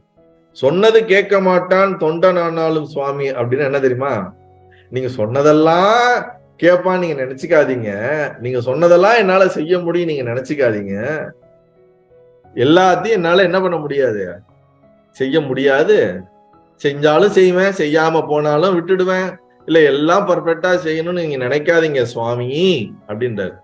சுவாமி அப்படின்னா என்னது, அதாவது தன்னுடைய புலன்களையும் தன்னுடைய மனதையும் தன் கட்டுக்குள் வைத்திருப்பவர்களுக்கு பேர் தான் என்னது, தன்னை தன் கட்டுக்குள் வைத்திருப்பவர்களுக்கு பேர் சுவாமின்னு அர்த்தம். ஆசுவாமி அப்படின்னா என்னது, அவன் ஆசாமி அப்படின்னா என்னது, அவர்களுடைய கட்டுப்பாடு அவர்களுக்குள்ளே இல்ல, புலன் இந்திரிய மனம் போன்ற கட்டுப்பாடுகள் அப்படிங்கிறது தான் சுவாமிக்கான அர்த்தம். அப்ப சொன்னது கேட்க மாட்டான் தொண்டன், தொண்டன்னா என்னது, உங்களுக்கு அடியேன் நானு, உங்களுக்கு அடிமை நானு, உங்களுடைய சீடன் நானு, நீங்க சொல்றது எல்லாத்தையும் நான் கேட்கிறேன், ஆனா என்னால எல்லாத்தையும் செய்ய முடியுமான்னு தெரியல, இல்ல செய்ய முடியாமலும் போகலாம், இது எப்படி வேணாலும் நடக்கலாம், அதனால நீங்க என்ன பண்ணுங்க, நின்னது கருணையாலே நீர் என்னை ஆளலாமே, நான் கொஞ்சம் எச்சு கம்மி பண்ணாலும் தப்பு பண்ணாலும் இல்ல பண்ணாம இருந்தாலும் சரி, உங்களுடைய கம்பேஷன்னால உங்களுடைய கருணையினால நீர் என்னை ஆளலாமே, நான் இப்படி மன ஒரு ஒரு பிராக்டிஸ் கொடுத்தோம்னா இதை செய்யறேன்னு சொல்லிட்டு அப்புறம் செய்யாம இருக்கிறது, கேட்டாதான் தெரியும் போன வாரம் பிராக்டிஸ் யாரெல்லாம் பண்ணீங்களா பண்ணலையா, அதுக்கு பின்னாடி இருக்கக்கூடிய காமெடிகள் என்ன, அதுல இருக்கக்கூடிய பிரச்சனைகள் என்னன்னு கடைசியில பார்ப்போம். சோ அந்த மாதிரி சொல்றதெல்லாம் நாங்க நீங்க ஒரே டிஷ் ஒரு வாரம் மெயின்டைன் பண்ணுங்கன்னா, சாமி அதெல்லாம் ரொம்ப கஷ்டம் சுவாமி, ரொம்ப சிரமம் சாமி, பண்ண முடியலைங்க சாமி. 2 நாள் பண்ண சாமி, அதுக்கு மேல பண்ண முடியல சாமி. அந்த மாதிரிதான் இந்த இது சொல்லியிருக்காரு. நீங்க சொன்னதெல்லாம் என்னால செய்ய முடியும்னு நினைச்சா தயவு செய்து அப்படி நினைச்சிடாதீங்க, தப்பா கணக்கு போட்டுறாதீங்க எங்களை. நீங்க சொல்றதெல்லாம் நாங்க செய்வோம்னு. சொன்னதெல்லாம் சொன்னது கேட்க மாட்டான் தொண்டன் ஆனாலும், உங்களுடைய சீடனானவன் நீங்க சொன்னதெல்லாம் செய்ய முடியலன்னாலும் பரவாயில்ல, உங்களுடைய அன்பினாலும் உங்களுடைய கருணையினாலும் நீங்கள் என்னை ஆளலாமே. நீங்கள் என்ன பண்ணுங்க, சொல்லியோ திட்டியோ அதட்டியோ அடிச்சோ எப்படியாவது நீங்க என்ன பண்ணணும், என்ன இந்த வழி மாறி போகாம நீங்க தான் காத்துக்கணும். எனக்கு அவ்வளவு பெரிய அறிவு கிடையாது, நான் சிற்றறிவு உடையவன், நீங்க தான் பேரறிவானவர். உங்களுக்கு தான் என்னை விட மெச்சூரிட்டி ஜாஸ்தி, புத்தி ஜாஸ்தி. அப்ப நீங்க தான் என்ன பண்ணணும், அக்கமடேட் பண்ணி கூட்டின்னு போயாகணும். எனக்கு தெரியலனாலும் நீங்க தான் என்ன பண்ணணும், இப்படி இப்படின்னு சொல்லி கூட்டிட்டு போயாகணும்.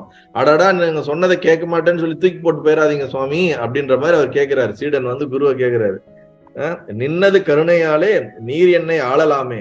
என்னை எப்படியாவது நீங்க ஆண்டு உங்களுக்கு அடிமையா நான் இருக்கிறேன், என்னை என்னவா பண்ணுங்க, என்னை எப்படியாவது என்ன பண்ணுங்க, கரை சேர்த்துங்க அப்படிங்கறதான் கேட்கிறாரு. அடுத்து என்ன சொல்றாரு, உன்னது பிறவி மாற்றும் உபாயம் ஒன்று உண்டு. நீங்க ஏதோ ஒண்ணு சொன்னீங்களே, என்னுடைய பிறவி அற்று பிறவி இல்லா பெருநிலையை அடைவேன், அதற்கு ஒரு வழி இருக்கிறது, அதுக்கு ஒரு உபாயம் ஒன்று இருக்குன்னு என்று சொன்னீங்கல்ல. உன்னது பிறவி மாற்றும் உபாயம் ஒன்று உண்டு என்றீரே, இன்னது என்று அது என்னது, அது எப்படி, அது என்னன்னு எனக்கு சொல்லி என்ன பண்ணுங்க, அதை நீ காட்டி ஈடேற்றல் வேண்டும். என்னை மேல் நோக்கி உயர்த்த வேண்டும், என்னை இந்த ஒரு பிறவி பிணையிலிருந்து வெளியேற்ற வேண்டும், காப்பாற்ற வேண்டும் அப்படின்னு என்ன மீண்டும் சீடனானவன் குருவிடம் வேண்டுகிறான், வணங்குகிறான், விண்ணப்பத்தை வைக்கின்றான். சொல்வதை கேட்டு தவறாமல் பின்பற்ற இயலாத அடிமை ஆயினும் நான் குருவாகிய தாங்கள் கருணையினால் அடியனாகிய எனக்கு அருளுதல் முறையாகும். நான் அப்படிதான் இருந்தாலும் பரவாயில்ல, நீங்க எனக்கு கருணை காட்டி நீங்க டேக் கேர் பண்ண வேண்டியது உங்களுடைய டியூட்டி அப்படின்ற மாதிரி அருளுதல் முறையாகும். உன் பிறவியை மாற்றும் வழி ஒன்று உள்ளது என்று கூறினீர்கள், அது எப்படிப்பட்டது என்று எனக்கு உபதேசித்து என்னை இப்பிறவி துயரில் இருந்து ஈடேற்ற வேண்டும் என்று விண்ணப்பம் அளித்தான். புரியுதா இல்லைங்களா? குரு சீடனை ஃபர்ஸ்ட் அப்ரோச் எப்படி நடக்குது அப்படிங்கறத இங்க சொல்றாரு. ஒரு சீடவனான எப்படி குருவை அப்ரோச் பண்றாரு, குருவானவர் எப்படி சீடனை அப்ரோச் பண்றாரு, அவங்களுக்குள்ள என்ன விதமான ஒரு மாற்றங்கள், என்ன ஒரு கான்வர்சேஷன் நடந்துட்டு இருக்குன்னு அழகா எடுத்து சொல்றாரு. அதற்கு அடுத்து பாடலை பார்ப்போம். அடங்கிய விருத்தியான் என்று அறிந்த பின் செரித்த மண்ணின் குடம்பையினுள் புழுமுன் ஊதும் குளவியின் கொள்கை போல தொடங்கிய குருவும் ஆன்ம சொரூபமே மறுவ வேண்டி உடம்பினுள் ஜீவனை பார்த்து உபதேசம் ஓதுவாரே. அடங்கிய விருத்தி யான் என்று அறிந்தபின் செரித்த மண்ணின் குடம்பையுள் புழுமுன் ஊதும் குளவியின் கொள்கை போல தொடங்கிய குருவும் ஆன்மஸ்வரூபமே மறுவ வேண்டி உடம்பினுள் ஜீவனை பார்த்து உபதேசம் ஓதுவார். அருமையான ஒரு பாடல். அடங்கிய விருத்தியான் அப்படின்னா என்ன அர்த்தம் வச்சுங்களேன்? விருத்தி, நான் என்ற எண்ணம். நமக்குள்ள எப்பயுமே ஒரு பேசிக்கா ஒரு ஈகோ இருக்கும், ஒரு அகங்காரம் இருக்கும். அந்த அகங்காரத்தை விட்டவன் என்ற அர்த்தம். அகங்காரத்தை விட்டவன்னா ஞானம் அடைந்தவன் என்ற அர்த்தம் கிடையாது. இந்த இடத்துல ஒரு பேசிக்கா நம்ம ஒரு மாஸ்டர்கிட்ட, ஒரு பெரியவங்கிட்ட போனா நம்ம அந்த இடத்துல நமக்கு ஈகோலாம் என்ன பண்ண மாட்டோம், கொஞ்சம் பணிவோட என்ன பண்ணுவோம், சொல்லுங்க அப்படின்னு கேட்போம்ல. அது போல ஒரு குருநாதர்கிட்ட வரும்பொழுது நம்மளுடைய அவுட் சைடு ஈகோ, நம்ம ஈகோலாம் என்ன பண்ணிடணும், தூக்கி போட்டுடணும். அங்க சுவாமி சொல்லுங்க, உங்களுக்கு ஏதோ ஞானம்னு சொன்னீங்களே சொல்லுங்க. ஓ இதுதானா, அதுவா, இதுதான் எனக்கு தெரியுமே, அதுதான் அதுவாச்சு, இதுதான் இதுவாச்சேன்னு அந்த டயலாக்லாம் நம்ம என்ன பண்ணக்கூடாதுங்க. பணிவுங்கிறது ரொம்ப முக்கியம். இப்ப இந்த முன்னாடி இருக்கிற 3 பாடல்களை படிக்கும்போது என்ன சொல்ல வர்றாருன்னா, அந்த குரு டெஸ்ட் பண்றாரு. இந்த சீடனுக்கு உண்மையாலுமே அவனுக்கு தேவையா, வேணுமா? அந்த காலத்துல எல்லாம் குருவிட்ட வந்தவொடனே யாருமே பாடம் சொல்லி தர மாட்டாங்க, எடுத்தவொடனே பாடம் சொல்லி தர மாட்டாங்க. அவனுக்கு ஒரு கர்மத்தை கொடுத்துருவாங்க. ஆசிரமத்துல இந்த வேலையை செய்ய, இந்த சேவையை செய்ய. அவன் வேலையை எந்த ஒரு டிஸ்டர்பன்ஸும் இல்லாம கொஞ்ச காலம் செஞ்சுக்கிட்டே வரணும். குரு சேவை செய்யணும். அந்த சேவை செஞ்சு அவனுக்குள்ள ஒரு பணிவு வரணும்.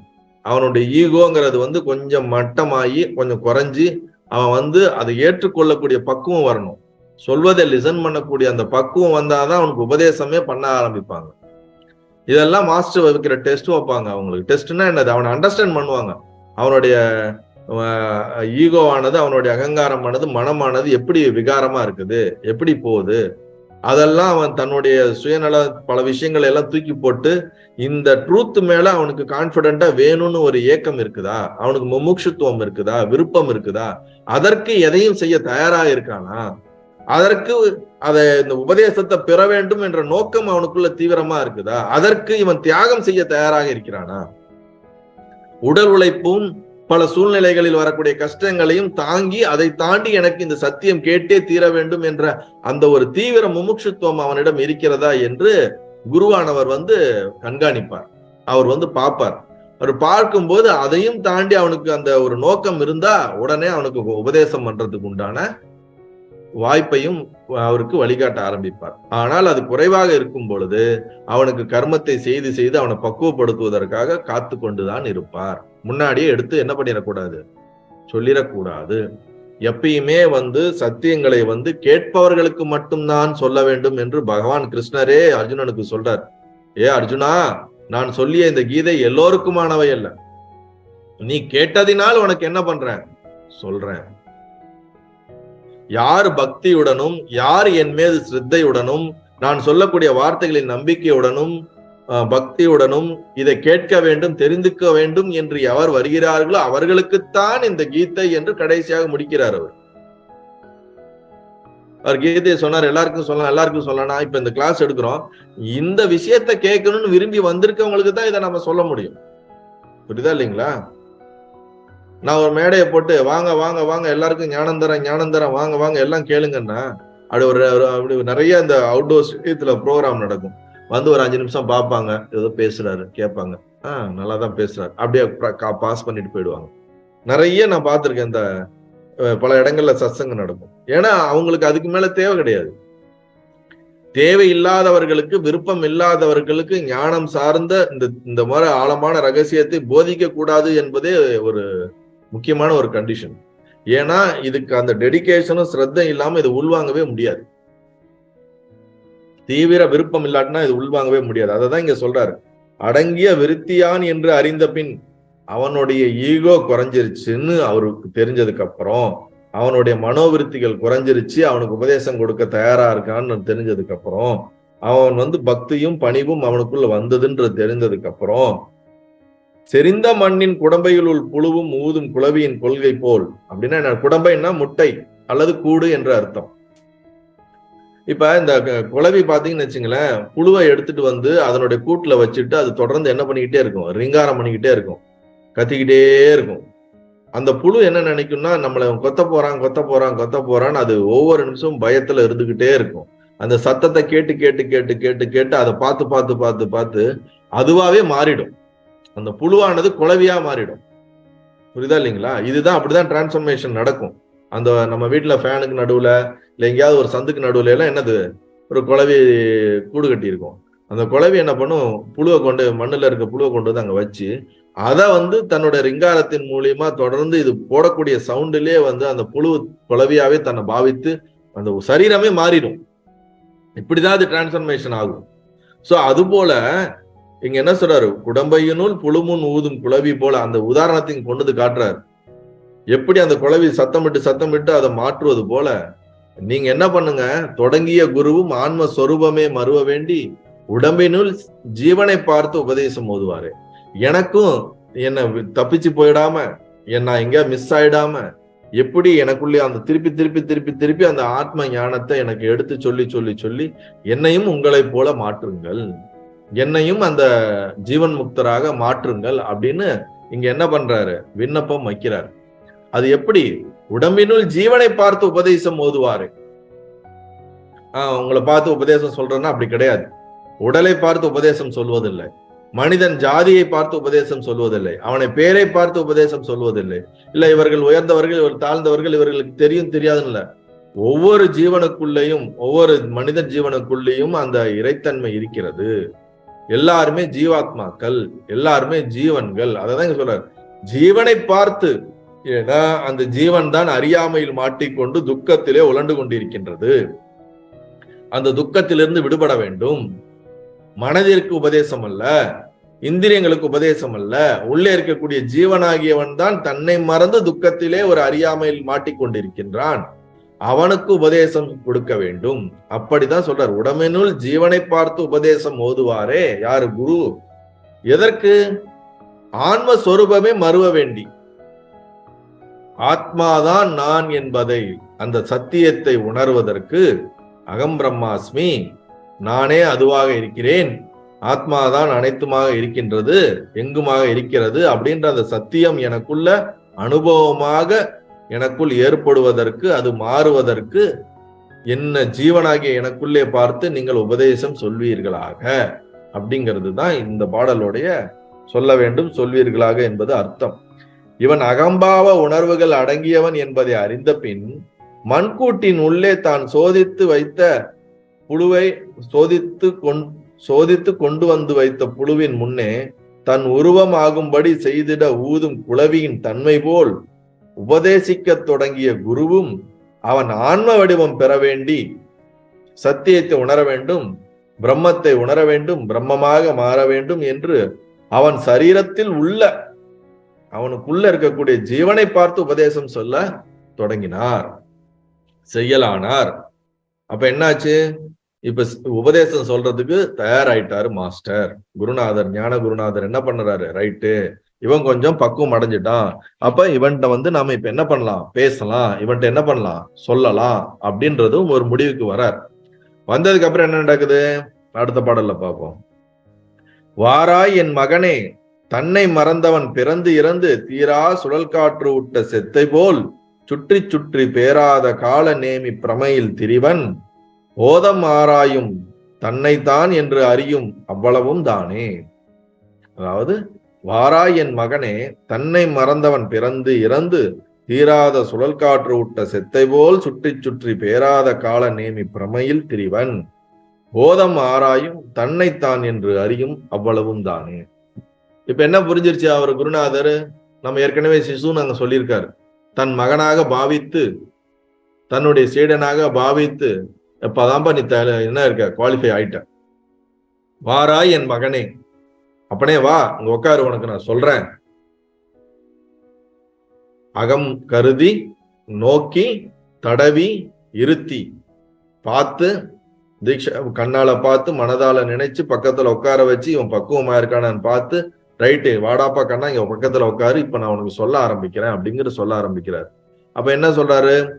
தன்னை மறந்தவன் பிறந்து இறந்து, எவன் தன் நிலையை, தன்னுடைய சொரூப நிலையை, தன்னுடைய உண்மையான நிலையை மறந்து விட்டானோ, மறந்ததினால் பிறந்து இறந்து, மீண்டும் பிறந்து மீண்டும் இறந்து, நம்ம எல்லாரும் அதானே பண்ணிட்டு இருக்கோம். உலகத்துல எல்லாம் இறக்குறாங்க, திருப்பி பிறக்கிறாங்க, இறக்குறாங்க, பிறக்கிறாங்க. தீராத சுழல் காற்று. இந்த சுழல் காற்று என்ன பண்ணும்? சுத்தி சுத்தி அடிக்கும். திருப்பி திருப்பி ஒரே இடத்துல என்ன பண்ணும்? சுத்திக்கிட்டே இருக்கும். அதுபோல மீண்டும் மீண்டும் இந்த பிறந்து இறந்து பிறந்து இறந்து பிறந்து இறந்து இந்த ஒரு சுழற்சியிலிருந்து விடுபட முடியாமல் தீராத சுழல் காற்று உற்ற செத்தை போல் சுற்றி சுற்றி, செத்தைனா புல் என்ற அர்த்தம், அந்த சுழல் காட்டுக்குள்ள மாட்டிக்கிட்ட எந்த பொருள் என்ன ஆகும்? வேகமா சுத்தி சுத்தி சுத்தி சுத்தி இங்கேயும் அங்கேயும் இங்கேயும் அங்கேயும் மாத்தி மாத்தி அடிப்பது போல நாம் நம்மளுடைய சொரூப நிலையை மறந்ததினால், அல்லது எவன் மறந்திருக்கிறானோ அவனானவன் இந்த சுழல் காட்டுல எப்படி மாட்டிட்டு ஒரு பொருள், எப்படி ஒரு பொருளோ செடியோ ஒரு புல்லோ எப்படி கஷ்டப்பட்டுவது போல நாமும் அது போற வேகத்துக்கெல்லாம் என்ன பண்ணிட்டு இருக்கோம்? உள்ள மாட்டிக்கிட்டு பிறந்து இறந்து பிறந்து இறந்து சுற்றி கொண்டே இருக்கிறோம். அதற்கு அடுத்த உதாரணமா என்ன சொல்றாரு? சுற்றி சுற்றி பேராத கால நேமி பிரமையில் திரிவான். கால நேமி பிரமைனா கால சக்கரம் என்னும் சுழற்சி அப்படின்னு அர்த்தம். பிரமை என்றால் சுழற்சின்னு என்ற அர்த்தம், நேமி என்றால் சக்கரம் என்ற அர்த்தம். கால சக்கரம், இந்த கால சக்கரத்துக்கு முடிவில்லாம இருக்குது, தொடக்கமும் ஒரு முடிவும் இல்லாத இந்த கால சக்கரத்துல நாம என்ன பண்ணிட்டு இருக்கோம்? மீண்டும் மீண்டும் மீண்டும் மீண்டும் சுழண்டு கொண்டே இருக்கின்றோம். நம்ம பார்த்திருப்போம், மகாபாரதம் சீரியல் ஆரம்பிக்கிறதுக்கு முன்னாடி ஒரு காலச்சக்கரம் வரும். ஒருத்தர் பேசுவார், பாண்டவர்கள் வந்து கௌரவர்கள் வந்து, ஒரு சக்கரம் சுத்திக்கிட்டே இருக்கும். பார்த்தா திருவள்ளுவர் மாதிரி யாரோ ஒருத்தர் ஒரு இமேஜ் மட்டும் இருக்கும். நமக்கு அப்படி சொன்னாதான் காலச்சக்கரம் ஞாபகம் வரும். சோ அப்படின்னா என்னது? காலச்சக்கரம்னு என்னது? இறந்த காலம், நிகழ்காலம், எதிர்காலம், இறந்த காலம், நிகழ்காலம், எதிர்காலம், மீண்டும் மீண்டும் சுழண்டு கொண்டே இருப்பது. கடந்த காலத்துல இருந்து எதிர்காலத்துக்கு, எதிர்காலத்துல இருந்து கடந்த காலத்துக்கு. அது போல யார் தன்னை மறந்த ஒரு ஜீவனானவன் என்ன பண்றான்? பிறந்து இறந்து என்ற பிறவி சுழற்சியில மாட்டிக்கிட்டு, சுழல் காட்டுல மாட்டிக்கிட்டு, சுக துக்கங்களை அனுபவிச்சுக்கிட்டு, அதுல இருந்து விழுவட முடியாம அது படுற பாடம் எல்லாம் பட்டு இந்த காலச்சக்கரத்துல திருப்பி திருப்பி திருப்பி திருப்பி சுத்தி திரிஞ்சுக்கிட்டே இருக்கிறான். புரியுதாப்பா? அவனை தெரிஞ்சுக்கிட்டே இருக்கிறாங்க. போதம் ஆராயும் அப்படின்னா என்ன அர்த்தம்? போதம்னா அறிவு. அறிவிலால் ஆராயும், ஆராயக்கூடிய தன்மை அவனுக்கு இருக்கிறதோ தன்னை தான் என்று அறியும் அவ்வளவும் தானே.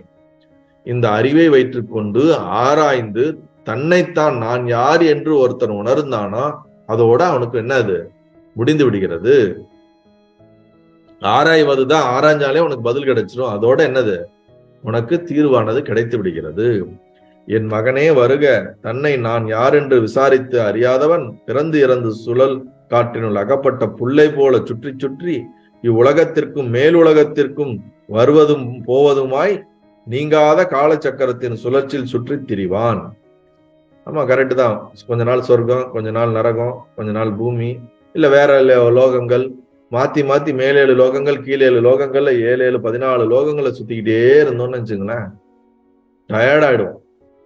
டயர்டாகி தான் நம்ம இவ்வளவு வந்திருக்கோம். ஒரு பிறப்புல அப்படியே உட்காந்து இந்த மாதிரி எல்லாம் நம்ம கேட்க முடியாது.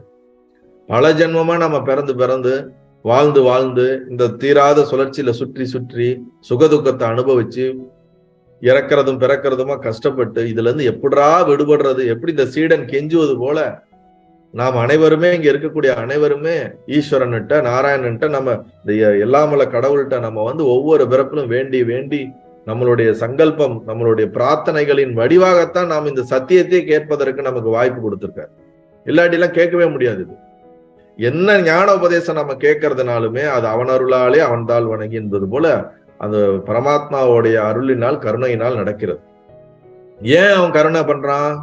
நம்ம கேட்கிறோம், திருப்பி திருப்பி கேட்கிறோம். என்னால முடியலப்பா, எனக்கு வலிக்குதுப்பா, லெப்ட்ல திரும்பினா இப்படி வலிக்குது, ரைட்ல திரும்பினா இப்படி வலிக்குது, குனிய முடியல, நிமிர முடியல, எந்த பக்கம் பார்த்தாலும் வலிக்குது. எது இந்த உலகம்? இல்ல சுவாமி, நல்லா தானே இருக்கு, எனக்கு எல்லாமே ஓகேவா தானே இருக்கு, எனக்கு எந்த பிரச்சனையும் இல்லை, இது வரைக்கும் ஓகே தான். ஆனா உங்க கிளாஸை கேட்கும் போது கொஞ்சம் கஷ்டமா இருக்குது. கிளாஸ்லதான் கஷ்டம் கஷ்டம் சொல்றதுனாலதான் எனக்கு கொஞ்சம் கஷ்டமா இருக்கு. மற்றபடி என் லைஃப் எல்லாமே ஒரு மாதிரி போயிட்டு தானே இருக்குன்னா நினைக்காதீங்க. புரியுதா இல்லைங்களா?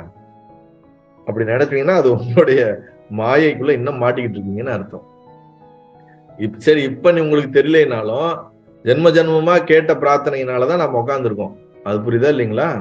அதை கேட்டு கேட்டுதான் இங்க வந்து உட்காந்துருக்கோம். அதனாலதான் வந்து எத்தனை லோகமா சுத்திட்டு திருப்பி இங்க வந்து பூலோகத்துல உட்காந்துட்டு இந்த சத்தியத்தை கேட்கிறோம். பெறாத கால நேம பிரமையில் திரிவான் போதம் ஆராயும் தன்னைத்தான் என்று அறியும் அவ்வளவும் தானே. அறிவு வடிவமாகிய தன்னை விசாரித்து ஆத்மாவே தான் என்று அறியும் மட்டும் பிறவிக் கடலில் சுற்றுவான்.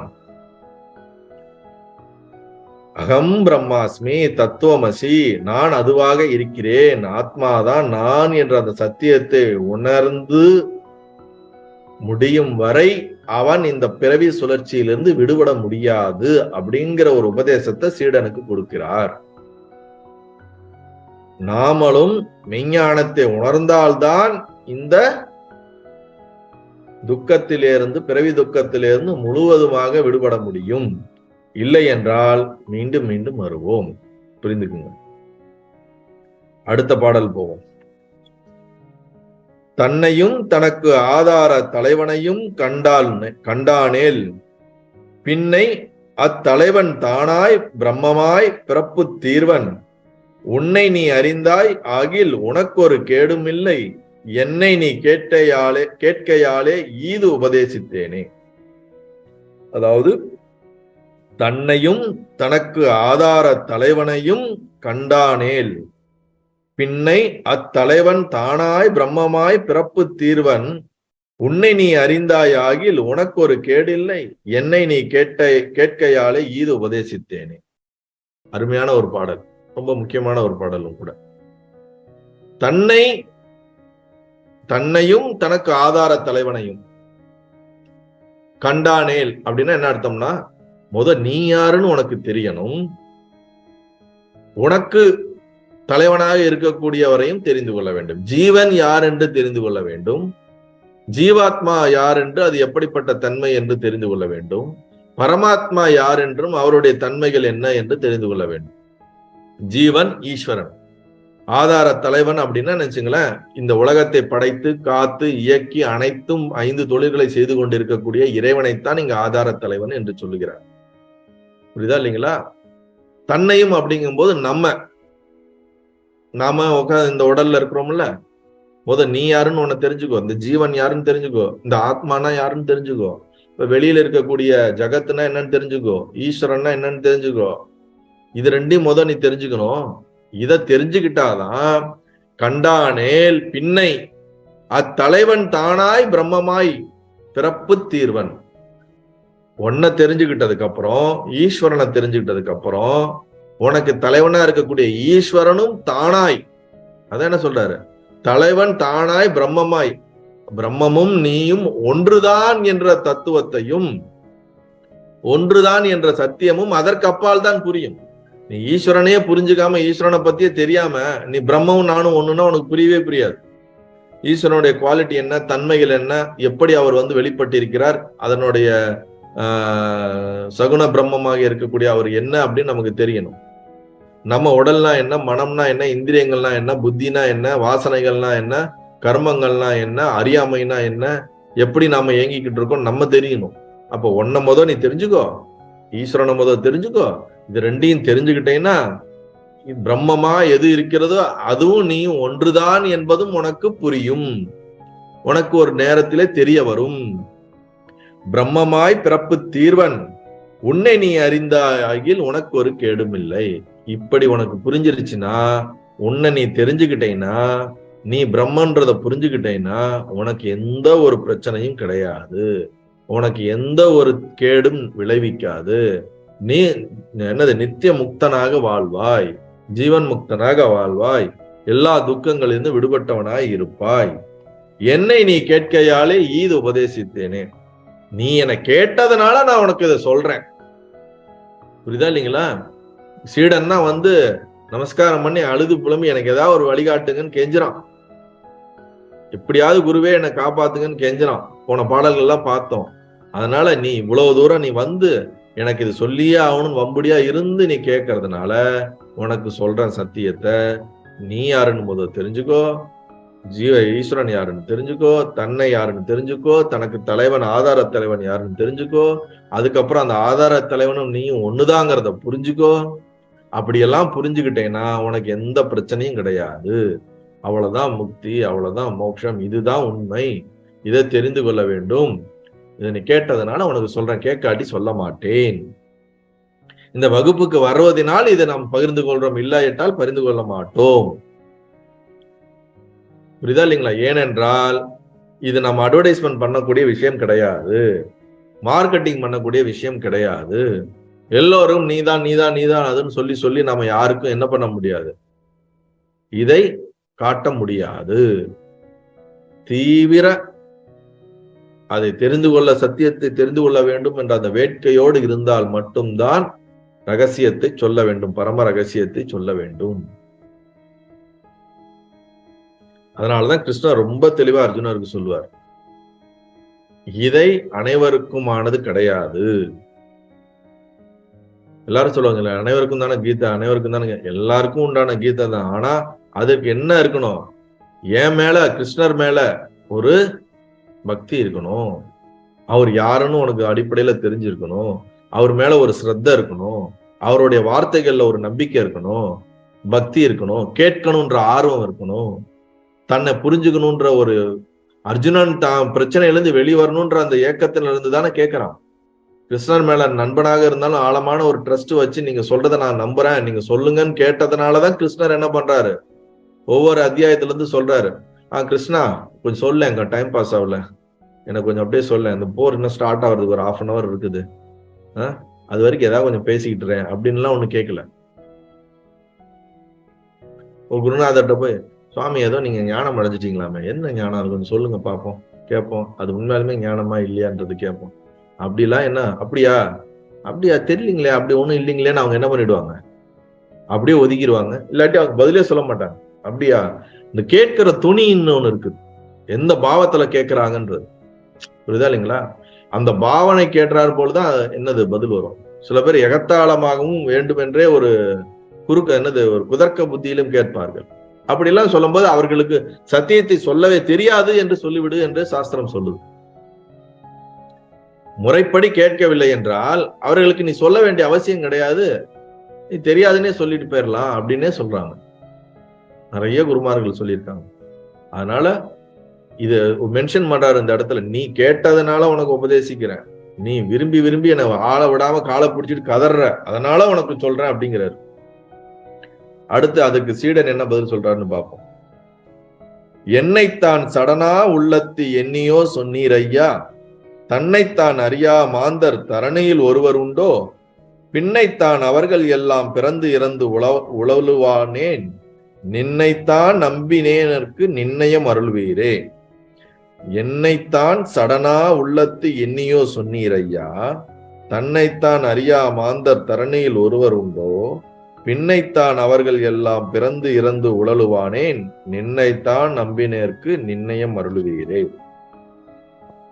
இப்ப சீடன் என்ன பண்றான், கன்ஃபியூஸ் ஆயிட்டான். அவன் என்ன கேள்வி கேட்கிறான்னா, என்ன நீங்க என்ன முட்டாளுன்னு நினைச்சிட்டீங்களா? என்னைத்தான் சடனா உள்ளத்து எண்ணியோ சொன்னீர் ஐயா, என்ன புத்திசாலி அற்றவன் நினைத்து விட்டீர்களா குருவே? என்னை முட்டாள் என்று நினைத்து விட்டீர்களா குருவே? எனக்கு எதுவும் தெரியாது என்று நினைத்து விட்டீர்களா குருவே? என்னை என்ன ஜடம்னு நினைச்சிட்டீங்களா? என்னைத்தான் சடனா உள்ளத்துன்னு என்னது, என்ன ஜடம்னு நினைச்சிட்டீங்களா? எனக்கு ஏபிசிடி தெரியாதுன்னு நினைச்சிட்டீங்களா?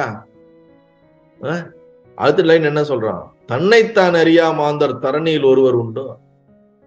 தன்னைத்தான் தெரியாதவங்க யாரா அந்த உலகத்துல இருப்பாங்களா? என்னங்க நீங்க சொல்றீங்க? அவனுக்கு தெரியாம எவனா இந்த உலகத்துல இருக்க முடியுமா? அவன் எல்லாருக்கும் அவனை பத்தி தெரியுங்க, தெரியாம எவங்க இந்த உலகத்துல இருக்க முடியும்? அந்த விஷயம் கூட எனக்கு தெரியாதா? அந்த விஷயம் கூட தெரியாதா? நான் முட்டாளா அப்படின்னு என்ன பண்றான், குருகிட்ட கேக்குறான். ஏன்னா இவன் முழுவதுமான ஒரு உத்தம அதிகாரி கிடையாது, எல்லாமே தெரிஞ்சு வரல, எனக்கு தெரியாதுன்னு தானே வரான். ஏதோ 1-2 அங்கங்க கேட்டிருக்கிறான், ஞானம் தான் மோட்சம் தான், ஏதோ கொஞ்சம் வைராக்கியம் சாதன சிஸ்டத்துல கொஞ்சம் கொஞ்சம் அங்கங்க இருந்து இந்த மாதிரி நம்மள மாதிரி அப்படியே கொஞ்சம் வந்துட்டான். இன்னும் தன்னைத்தான் உணர்ந்து கொண்டால் தரணி என்னது, தன்னையும் தனக்கு ஆதார தலைவனையும் கண்டால் அப்படின்னு நீங்க சொல்றீங்களே, உன்னை நீ உணர்ந்து கொண்டால் உனக்கு ஒரு கேடும் இல்லை என்று சொல்கிறீர்களே, எந்த மனுஷனாச்சு அவனை பத்தி அவனுக்கு தெரியாம இருக்குமா? அடுத்தவங்களுக்கு வேணா தெரியாம இருக்கும், அவனை பத்தி தெரியாம இருக்குமா? அவனுக்கு எல்லாருக்கும் தெரியும். இது என்ன குருவே உங்களுக்கு தெரியலையா, இல்ல எனக்கு தெரியாதுன்னு நினைச்சு என்கிட்ட சொல்றீங்களா அப்படின்னு அவன் கன்ஃபியூஸ் ஆயிட்டு, இருந்தாலும் அவன் எப்படி அதை அப்ரோச் பண்றான் பாருங்க. பின்னைத்தான் அவர்கள் எல்லாம் பிறந்து இறந்து உழலுவானேன். கரெக்ட் தான், யாருமே அவங்கள பத்தி அவங்களுக்கு தெரியாம இருக்காது. ஆனா அப்படி தெரிஞ்சிருந்தும் இந்த பிறப்பு இறப்புங்கிற சுழற்சியில மாட்டி மாட்டி உழண்டு துக்கப்பட்டுக்கிட்டே இருக்கிறாங்களே, அவங்கள பத்தி அவங்களுக்கு தெரியாமன்னு இல்ல, அப்படி அவங்களுக்கு தெரிஞ்சிருந்தாலும் பின்னைத்தான் அவர்கள் எல்லாம் திருப்பி எதுக்கு தெரிஞ்சும் ஏன் திருப்பி திருப்பி இந்த பிறந்து இறந்து இந்த சுழற்சியில மாட்டிட்டு துக்கப்பட்டு இந்த வாழ்க்கைய வாழ்றாங்க அப்படின்னு யோசிக்கும் போது பதில் தெரியல, இல்ல எனக்கு புரியல. நின்னைத்தான் நம்பினேற்கு நிர்ணயம் அறிவீர, அதனால எனக்கு கன்ஃபியூஸ்டா தான் இருக்குது, நீங்க சொல்றது எனக்கு புரியல. ஆனா அவங்கள அறியாத ஆள் யாரும் இருக்க மாட்டாங்க, ஏன்னா நீங்க முட்டாளுன்னு நினைச்சிட்டீங்களா என்னன்னு தெரியல, ஆனா பிறந்து இழந்த ஒரு துக்கத்துல மாட்டிக்கிட்டே இருக்கிறாங்க, அதனால எனக்கு சரியா புரியல, நீங்களே சொல்லிடுங்களேன், நீங்க என்ன சொல்ல வரீங்கன்னு எனக்கு கன்ஃபியூஸ்டா இருக்குது, நீங்களே சொல்லிடுங்க குருவேன்னு திருப்பி என்ன பண்றான், குருவிட்ட அருள் கேட்கிறான். என் குருநாதரே, அடியேனே மூடனாக திருவுள்ளத்தில் எண்ணீரோ, உன்னை அறிந்தால் உனக்கு கேடில்லை என்று சொன்னீர்கள், தம்மையே தாம் அறியாதர் என்று அறியாத மானிடர் உலகில் எவரேனும் ஒருவர் உள்ளரே, பின்னர் அவர்கள் அனைவரும் பிறந்து இறந்து துன்பறுவது எதன் பொருட்டு? உண்மையே நம்பி எனக்கு அந்த உண்மையை உள்ளவாறு உபதேசித்து அருள்வீராக என பிரார்த்தித்தான். திருப்பியும் குருநாதர்கிட்ட கேட்கிறேன், வேற யார்கிட்ட கேட்க முடியும்? கரெக்டா இல்லைங்களா? அதுக்கு பகவான் சொல்றாரு, குருநாதர் சொல்றாரு, இன்னது தேகம் தேகி இவன் என உணர்வான் யாவான், அன்னவன் தன்னை தான் என்று அறிந்தவன் ஆகும் என்றார், சொன்னபின் தேகியார் இத்தூளம் அல்லாமல் என்றான், பின்னது கேட்ட ஐயர் பிழையும் நகையும் கொண்டாரே. இன்னது தேகம் தேகி இவன் என உணர்வான் யாவன், அன்னவன் தன்னை தான் என்று அறிந்தவன் ஆகும் என்றார். அப்படின்னா என்ன அர்த்தம்னா, குருநாதர் இங்க சொல்றாரு சீடன்ட்ட, யார் ஒருவன் இது உடம்பு, தேகம், சரீரம் என்று ஸ்தூல சரீரம் என்று தனியாகவும், இதை அனுபவிப்பவன், தேகி என்றால் இதன் உள்ளே இருப்பவன், தேகம் என்பது வேறு, தேகி என்பது வேறு. நான் அணிந்திருக்கக்கூடிய சட்டை, இந்த சட்டையானது நான் உள்ளே இருந்து நான் அனுபவிக்கிறேன், எனக்கு மேலே இருப்பது. இந்த உடலானது எனக்கு கொடுக்கப்பட்டது. இந்த உடல் நான் அல்ல, இந்த உடலுக்குள் இருப்பவன் நான், இந்த உடலை அனுபவிப்பவன் நான். புரியுதா இல்லைங்களா? அப்ப அதான் இங்க சொல்றாரு, எவன் தேகம் வேறு தேகி என்று ரெண்டும் பிரித்து தெரிந்து கொள்கிறானோ, இது தேகம், இதனை அறிபவனாகிய இவன் தேகி, தேகத்தை உடையவன் என்று இவ்வாறு பிரித்து அறிந்து விவேகியாக தன்னை தான் அறிந்தவன் என்று குரு உரைத்து அருளினார். அதான் சொல்றாரு, எவன் இந்த மாதிரி பிரிச்சு புரிஞ்சுக்கிறானோ விவேகத்தோட, நான் வேறு உடம்பு வேறு, நான் வேறு மனசு வேறு, பின்னாடி அதெல்லாம் சொல்லுவார். இந்த இடத்துல உடம்புங்கிறத வச்சுதான் சொல்றாரு. எவன் அவன் பிரிஞ்சுக்கிறானோ அதுதான் முக்கியம். தன்னைத்தான் அறிந்தவன் யார் என்று குரு உரைத்து அருளினார். இதை கேட்டவன சீடன் என்ன சொல்றான்? சொன்னபின் தேகியார் இத்தூலம் அல்லாமல் என்றான். என்னங்க சொல்றீங்க? எல்லாரும் உடம்புதான், இந்த உடம்புதான் நம்ம, இதுல என்ன வித்தியாசம் இருக்குது? நம்ம தான் தேகம் வேற தேகின்னு அப்படி ஒண்ணு இருக்குதா? அப்படி வேற யாரா உள்ளே இந்த உடம்புல இருக்கிறது நான் தான் இந்த உடம்பு. ஜென்ரலா நம்ம அப்படித்தானே நினைக்கிறது உண்டு. இதுல ஒண்ணு வித்தியாசம்லாம் நம்ம பாக்குறது இல்லையே. நீங்க என்ன புதுசா தேகம் வேற தேகி வேறன்னு சொல்றீங்களே, எனக்கு புரியலையே. எல்லாரும் தேகம் தான் நாம நினைப்போமே அப்படிங்கிறத சொல்றாரு. இவ்வாறு சொன்ன பின் தூள தேகமே தான் என்று வேறு தேகி ஆவான். எனக்கு தெரிஞ்ச வரைக்கும் இந்த உடம்பு தான் நான். நீங்க சொல்ற மாதிரி தேகி எல்லாம் இருக்கிற மாதிரி எனக்கு தெரியல. அப்படி யாரா இருந்தா எனக்கு சொல்லுங்க, எனக்கு புரியல. எனக்கு நான் ஒரு அடிமுட்டாள், எனக்கு ஒன்றும் தெரியல. எனக்கு தெரிஞ்ச வரைக்கும் இந்த உடம்பு தான் நானுன்னு இவ்வளவு காலம் நான் நம்பி என்ன பண்ணிட்டு இருக்கேன், வாழ்ந்துட்டு இருக்கேன். நீங்க இப்ப புதுசா தேகம் வேற தேகி வேற சொல்றீங்க, ஏதோ என்ன சொல்றீங்க, எனக்கு புரியல, எனக்கு திருப்பி சொன்னேன். இதை கேட்டதுக்கு அப்புறம், இந்த மாதிரி சீட்டுன்னு சொன்னதுக்கு அப்புறம், பின்னது கேட்ட ஐயர் பிழையும் நகையும் கொண்டார். அருமையா சொல்றார். அவங்க சீடனோட பதிலை கேட்டுட்டு அந்த குருநாதர் அவனை நினைச்சு சிரிக்கிறதா அழுகிறதா அப்படின்னு தெரியாம அவர் ஒரு உணர்வுல இருந்தாருங்கிறத சொல்லியிருக்காங்க. ஐயர் பிழையும் நகையும் கொண்டார். பிழைன்னா என்னது? வருத்தப்படுறாரு. ஐயோ இப்படி அறியாமையில் இருக்கானே, ஐயோ இப்படி புத்தி இல்லாம இருக்கானே, ஒன்னும் தெரியாம இருக்கானே. அவனை நினைத்து, தன்னை நினைச்சு அவர் வருந்தல, அவனை நினைத்து ஐயோ இப்படி அறியாமையில இருக்கானே, கஷ்டப்படுறானே, இவனுக்கு என்ன பண்றது அப்படின்னு யோசிச்சுக்கிட்டே இருக்கும்போது அவன் கேட்கிற கேள்வியை நினைச்சு சிரிப்பாவும் வருது அவருக்கு. அதுதான் இங்க மீன் பண்றாரு. இப்படி இருக்கானே ஒரு ஒண்ணும் தெரியாம, நான் அதை நினைச்சு சிரிக்கவும் செய்யறாரு. அதனாலதான் சொல்றாரு, பின்னது கேட்ட ஐயர் பிழையும் நகையும் கொண்டார். எவ்வளவு ஒரு அழகா எக்ஸ்பிளைன் பண்றாரு பாருங்க ஆச்சாரியார் நடவராய சுவாமிகள். நம்ம எவ்வளவு புத்தி இல்லாம இருந்தாலும் இதை படிச்சா நமக்கு புரிய ஆரம்பிச்சிடும். இதை விட கீழே யாரும் இறங்கி சொல்லவே முடியாது நமக்கு. அவருதான் சீடனாவும் இருந்து கேட்கிறாரு, அவருதான் குருவா இருந்தாலும் பதில் சொல்றாரு, அவருதான் இதுக்கு ரெண்டுக்கும் மத்தியஸ்தா இருந்து நடுவுல கருத்துக்களையும் சொல்லி சொல்லி வராரு. மூணுமே ஒருத்தர் தான், இது எழுதினவர் ஒருத்தர் தான். அந்த பாவனைக்கு போயிட்டா அந்த பாவனையில இருந்து எப்படி இருப்பாங்க? அறியாமையில இருக்கக்கூடிய ஒரு சீடன் எப்படி பார்ப்பான், எப்படி யோசிப்பான் இருந்து கேள்வி கேட்கிறாரு. அதனாலதான் இப்படி கேட்கிறாரு. இந்த தேகம், இதனை அறிபவனான இவன் தேகி என்று இவ்வாறு பிரித்து அறிந்து விவேகியே தன்னைத்தான் அறிந்தவன். எவன் ஒருவன் பிரிச்சு பார்க்க தெரிஞ்சவனோ அவன் தான் தன்னைத்தான் உணர்ந்தவன் சொல்றேன். தேகம் வேறு நான் வேறுன்னு பிரிச்சு பார்க்க தெரிஞ்சவன். நான் ஆன்மா, மற்றவை அனைத்தும் மாய தத்துவம், மற்றவை அனைத்தும் ஜட தத்துவம், மற்றவை அனைத்தும் நான் அல்ல, நானானது இது அனைத்திற்கும் வேறாக இருக்கக்கூடிய ஆதார சத்தியமே நான் அப்படின்னு எவன் பிரித்து இந்த தேகத்துக்குள் இருக்கவன் ஆகிய ஆத்மாஸ்வரூபம் தான் நான் என்று உணர்கிறானோ அவன்தான் தன்னைத்தான் உணர்ந்தவன் என்று நான் சொல்றேன்ப்பா அப்படின்னு சொல்றாரு. இவரு ஒரே உடம்பு தான் எனக்கு தெரிஞ்சு, நீங்க இன்னும் கொஞ்சம் டீட்டெயிலா சொல்லுங்கன்னு அடுத்து கேட்க போறோம். உடனே குரு அடுத்து என்ன சொல்றாருன்னா, தேகம் அல்லாமல் வேற தேகியார் காணேன் என்றாய், மோகமாம் கனவில் முளைத்தவன் எவன் நீ சொல்வாய், சோகமாம் கனவு தோன்றா சுளுத்தின் கண்டவனார் சொல்வாய், ஆக நீ நனவில் என்னும் அறிவுதான் ஏது சொல்வாய். தேகம் அல்லாமல் வேற தேகியார் காணேன் என்றாய், மோகமாம் கனவில் முளைத்தவன் எவன் நீ சொல்வாய், சோகமாம் கனவு தோன்றா சுளுத்தி கண்டவன் ஆர் சொல்வாய், ஆக நீ நனவில் என்னும் அறிவுதான் ஏது சொல்வாய். அருமையான ஒரு பாடல். சரி, தேகம் அல்லாமல் வேற தேகி எதுவும் இல்லைன்னு நீ சொல்ற. எனக்கு தெரிஞ்சது இந்த உடம்பு தான். வேற யாரும் இதுக்குள்ள தனியா இதை அனுபவிக்கிறவனோ இதுக்குள்ள வேற யாரோ இருக்கிற மாதிரி எனக்கு தெரியலன்னு சொல்ற. இவனுக்கு எப்படி புரிய வைக்கிறதுன்னு அந்த குருநாதர் யோசிச்சு அவனுடைய லாங்குவேஜுக்கு இறங்கி வந்து உன்னுடைய அனுபவத்துல இருந்தே நான் உனக்கு கேட்கிறேன், நீயே பதில் சொல்லு அப்படின்னு கேட்க ஆரம்பிச்சதுதான் மோகமாம் கனவில் வந்து முளைத்தவன் எவன் நீ சொல்வாய். ஒரு மோகமான உனக்கு என்ன நடக்குதுன்னு முழுசா தெரியாத ஒரு விதமான மயக்கத்துல இருக்கிற மாதிரி இருக்கக்கூடிய இந்த கனவு நிலை இருக்குல்லவா, அந்த கனவு நிலையில வந்தவன் யாருன்னு கேட்கிறார். முளைத்தவன் எவன் நீ சொல்வாய். நீ நனவு நிலையில இப்ப இருக்கக்கூடிய இப்ப நான் பேசுறேன், நீ கேட்கிற, இதெல்லாம் உனக்கு தெரியுது. நீ கனவு நிலைன்னு ஒண்ணு அனுபவிக்கிற. அந்த கனவு நிலையில் வந்தவன் யாருன்னு நீ சொல்லு. அந்த ஒரு மோகம் அது ஒரு விதமான ஒரு முழுவதுமான அறிவு நிலையும் கிடையாது, முழுவதுமான அறியாமை நிலையும் கிடையாது. நல்லா புரிஞ்சுக்குங்க. ஆழ்ந்த தூக்க நிலை வந்து அறியாமை நிலை. நம்ம இப்ப விழிப்பு நிலையில இருக்கிறது வந்து அறிவு நிலை. இந்த அறிவு நிலையும் அறியாமை நிலைக்கு நடுவுல ரெண்டு கலந்த மாதிரி இருக்கிறது தான் இந்த சொப்பன நிலை என்று சொல்வது, கனவு நிலை.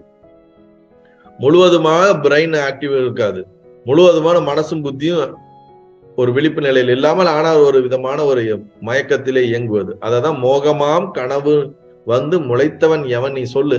உன் கனவுல யார் வந்தா? கனவுல நீ டெய்லி அனுபவிக்கிற இல்ல, அங்க இருக்கிறவன் யாரு? அதுக்கு அடுத்து என்ன சொல்றாரு? சோகமாம் கனவு. வரக்கூடிய கனவுகள் பெரும்பாலும் ஒவ்வொருத்தருக்கும் சோகத்தை தான் கொடுக்கிறதே தவிர சுகத்தை தருவதில்லை. பெரும்பாலான கனவு ஒவ்வொருத்தருக்கும் ஒரு விதமான வருத்தத்தையும் துக்கத்தையும் சோகத்தையுமே கொடுக்கின்றது. ஐயோ, எனக்கு கனவு இப்படி வந்ததே, இதுல இப்படி இருந்ததே, அப்படி இருந்ததே, எப்படியோ நம்ம நினைக்கிறது எல்லாமே என்னது? சோகத்தை கொடுக்குதுன்னு சொல்றாரு. சோகமாம் கனவு தோன்றாது. இந்த கனவும் தோன்றாத ஒரு நிலை இருக்குல்ல, சுளுத்தி நிலை. அந்த சுளுத்தி நிலையில யார் இருக்கிறா அது சொல்லு. அந்த சுளுத்தி நிலையில நீ எங்க இருக்கிற? ஆக நீ நனவில் என்னும் அறிவதுதான் எது சொல்வாய். அப்ப நீ யாரு நீ நினைக்கிற? இந்த வேக்கிங் ஸ்டேட்ல இந்த நனவு நிலையில நீ அறிகிற எல்லாத்தையும் தெரிஞ்சுக்கிற. இத பத்தி நீ என்ன நினைக்கிற? இதை நீ யாருன்னு சொல்லுவ? கனவு நிலையில இருக்கிறது யாரு? நீ தான் அனுபவிக்கிறியா? ஆழ்ந்த தூக்க நிலையில நீ எங்க போயிட்ட? இல்ல நீ இந்த நிலையில இருக்கிய, நீ எந்த நிலையில இருக்கிறது? நீ இந்த மூணு நிலையில நடக்கிறது என்ன? ஜாக்கிர சொப்ன சுசுப்தியை பத்தி அவன்கிட்ட என்ன பண்றாரு? கேள்வியை கேட்க ஆரம்பிக்கின்றார். அதுக்கு அர்த்தம் பார்ப்போம்.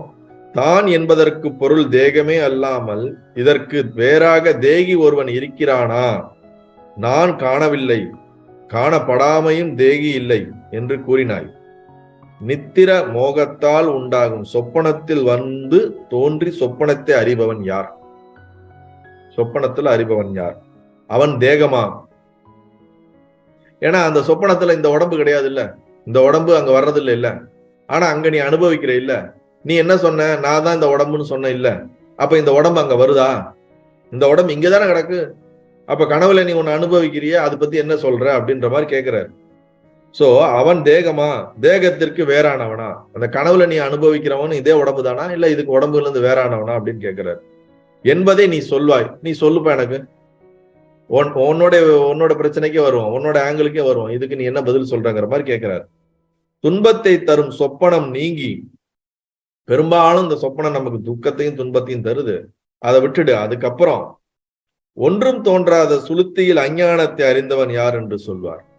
ஒண்ணுமே தெரியாத ஒரு டார்க்னஸா இருக்கக்கூடிய அந்த காரணம், அந்த காரண நிலையில அதை பத்தி நீ என்ன சொல்லுவ? அங்க இருக்கிறவன் யாரு? அங்க இந்த உடம்பு வந்துச்சா? அங்க நீ அனுபவிச்ச உனக்கு தெரியுது அங்க நீ தூங்கிட்டு வந்தன்னு. அப்ப அது அங்க அறிந்தவன் யார் என்று சொல்வாய். ஜாக்கிரத்தில் சொப்பனம் சுளுத்தி என்னும் இரண்டையும் நினைக்கின்ற அறிவுதான் யாது? ரைட்டு. இப்ப நீ வேக்கிங் ஸ்டேட் வந்துட்ட, கனவை பத்தி உனக்கு இங்க தெரியுது, ஆழ்ந்த தூக்கத்தை பத்தி உனக்கு தெரியுது, அது ரெண்ட பத்தி இங்க தெரியுற ஒரு அறிவு இருக்குல்ல, இந்த அறிவு யாரு? இந்த வேக்கிங் ஸ்டேட்ல இருக்கிறவன் யாரு? ட்ரீம் ஸ்டேட்ல இருக்கிறவன் யாரு? டீப் ஸ்லீப் ஸ்டேட்ல இருக்கவன் யாரு? எனக்கு இதுக்கு பதில் சொல்லு அப்படிங்கறது அவருடைய கேள்வி. இரண்டையும் நினைக்கின்ற அறிவுதான் யாது? அது நீ கருதுகின்ற தேகமா? நீ சொல்றியே வெறும் உடம்புதான்னு நீனு, அப்ப நீ சொல்ற இதே உடம்புதான் அங்கங்கெல்லாம் போயிட்டு வந்துச்சா, இல்ல அந்த ஒரே உடம்புதான் இருக்குதா அப்படின்னு. அதற்கு வேறானதா, இல்ல வேற அந்த உடம்பு இல்ல வேற என்னது இருக்குன்னு நினைக்கிறியா? இதை நீ ஆராய்ந்து சொல்வாயாக. சீடனை பார்த்து கேட்கிறார், நீ யோசி, நீ சிந்திச்சு எனக்கு பதில் சொல்லுப்ப. கனவுல நீ இருந்த இல்ல, தூக்கத்துல இருந்த இல்ல, வேக்கிங்ல இருக்கிற இல்ல, எல்லாம் ஒரே ஆள் தானா? இல்ல நீ உடம்பு தான் நீன்னு நினைச்ச இல்ல, இந்த ஒரே உடம்ப வச்சிருக்கவன் தான் நீ எல்லா இடத்துக்கும் போயிட்டு வந்தியா? இல்ல இந்த உடம்ப எடுத்துக்கிட்டே தான் போனியா?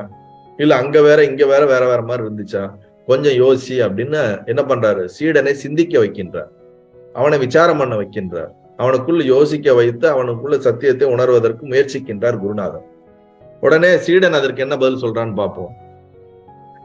நனவு கண்டது நான் கண்ட கனவு உள நினைவு நீங்கி கனவு கண்டதும் சுளுத்தி கண்டதும் வேறு ஒன்று போல் தினம் அனுபவிக்கும் ஒக்கும் தெரியவும் இல்லை, சற்றே மனதினில் உதிக்கும் பின்னே மறைக்கும் அது அருளுவீரே. அருமையான ஒரு பாடல். நனவு கண்டதும் நான் கண்ட நனவு உளவு நினைவு நீங்கி அப்படின்னா என்னது?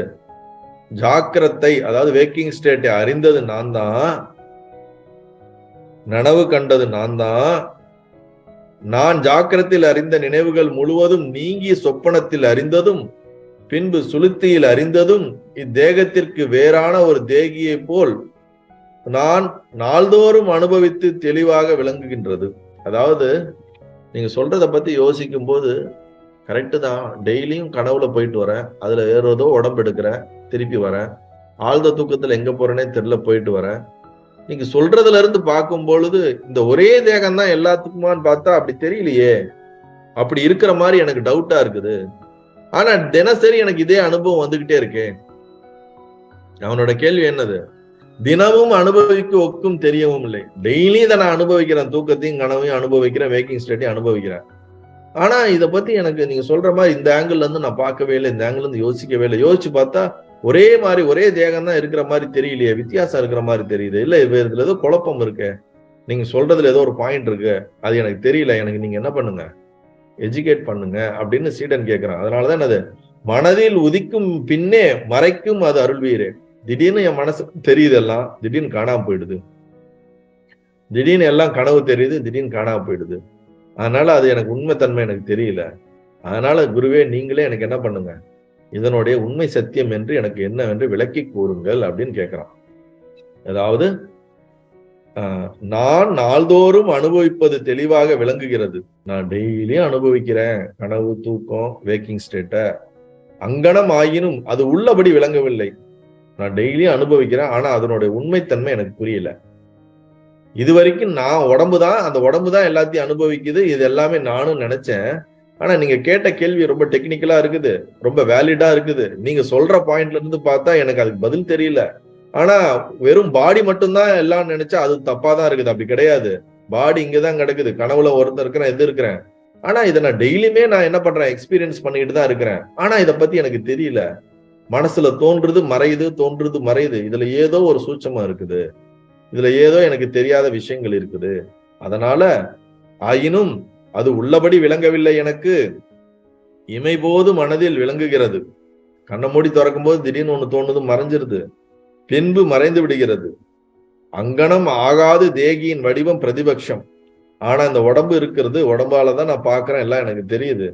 அதனால எனக்கு உங்களை பிரார்த்திக்கிறேன், அருள்வீரே. என்னன்னு அது என்ன, உங்களை பிரார்த்திக்கிறேன், எனக்கு தெரியல, எனக்கு என்ன பண்ணுங்க, இத கொஞ்சம் எக்ஸ்பிளைன் பண்ணி என்னுடைய புத்திக்கு புரியுமாறு எனக்கு உபதேசம் பண்ணுங்க அப்படின்னு என்ன பண்றாரு, சீடனானவன் கேட்கிறார். இப்ப இதோட நம்ம இன்னைக்கு இந்த பாட்டோட நிறுத்திக்குவோம்.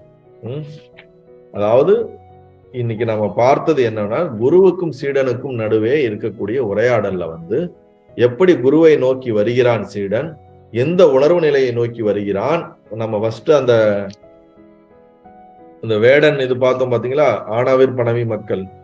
உங்களுடைய புக்ல எத்தனாவது பாடல்னு தெரியல, தத்துவ விளக்கப்படலத்துல 1 2 3 4 5 6வது பாடல், தத்துவ விளக்கப்படலத்துல 6வது பாடல் எந்த உணர்வோடு குருவை நோக்கி ஓடி வருகிறான், தேடி வருகிறான் சீடன் அப்படிங்கிறதையும், 7வது பாடல்ல நின்று என்ன பிரார்த்தனை பண்றான் குருவிட்ட, எந்த உணர்வோடு இருந்து அவன் கேட்கிறான் என்றதும், 9வது பாடல்ல அந்த குருவானவர் எப்படி சீடனை உணர்கிறார், எப்படி அவர் அவனை அட்டன் பண்றாரு, எப்படி அவனுக்கு உபதேசம் கொடுக்க விரும்புறாரு, எந்த மாதிரியான தீட்சை அவர் கொடுக்கிறாரு, அவன் நீ சொன்னது கேட்டேன்னா தான் நான் சொல்லுவேன், அப்பதான் உனக்கு இந்த இது புரியும், உனக்கு ஒரு உபாயம் இருக்கு, உனக்கு பிரச்சனைக்கு நான் வழி சொல்றேங்கிறத சொல்றாரு.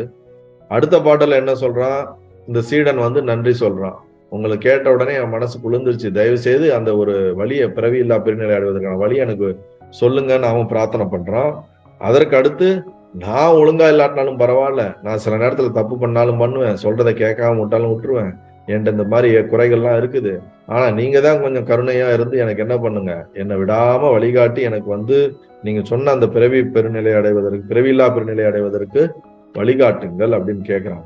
அதுக்கப்புறம் குரு என்ன பண்றாரு, இவன் வந்து அவனோட ஈகோ எல்லாம் குறைஞ்சிருச்சா, இவன் வந்து கொஞ்சம் பணிவோட இருக்கிறானா, இவன் கொஞ்சம் பழுத்து இருக்கிறானா, காயா இருக்கிறானா, பழுத்து இருக்கிறானா, இவனுக்கு உபதேசம் செய்ய தயாரான ஒரு நிலைதானா என்று ஆராய்ந்து அதுக்கு பின் என்ன பண்றாரு, உபதேசிக்க ஆரம்பிக்கிறார். அப்ப எப்படி உபதேசம் பண்றாரு, இந்த குளவி வந்து ஒரு புழுவை குளவியாக மாற்றுவதற்கு எப்படி இதாவது போல அந்த சீடனுக்குள்ள இருக்கக்கூடிய ஜீவத்தன்மையை உணர்ந்து ஜீவனுக்கு உபதேசம் பண்ண ஆரம்பிக்கிறார். என்ன உபதேசம், தன்னை ஆன்மாவாக உணர வேண்டும் என்பதற்கான உபதேசத்தை ஆரம்பிக்கிறார்.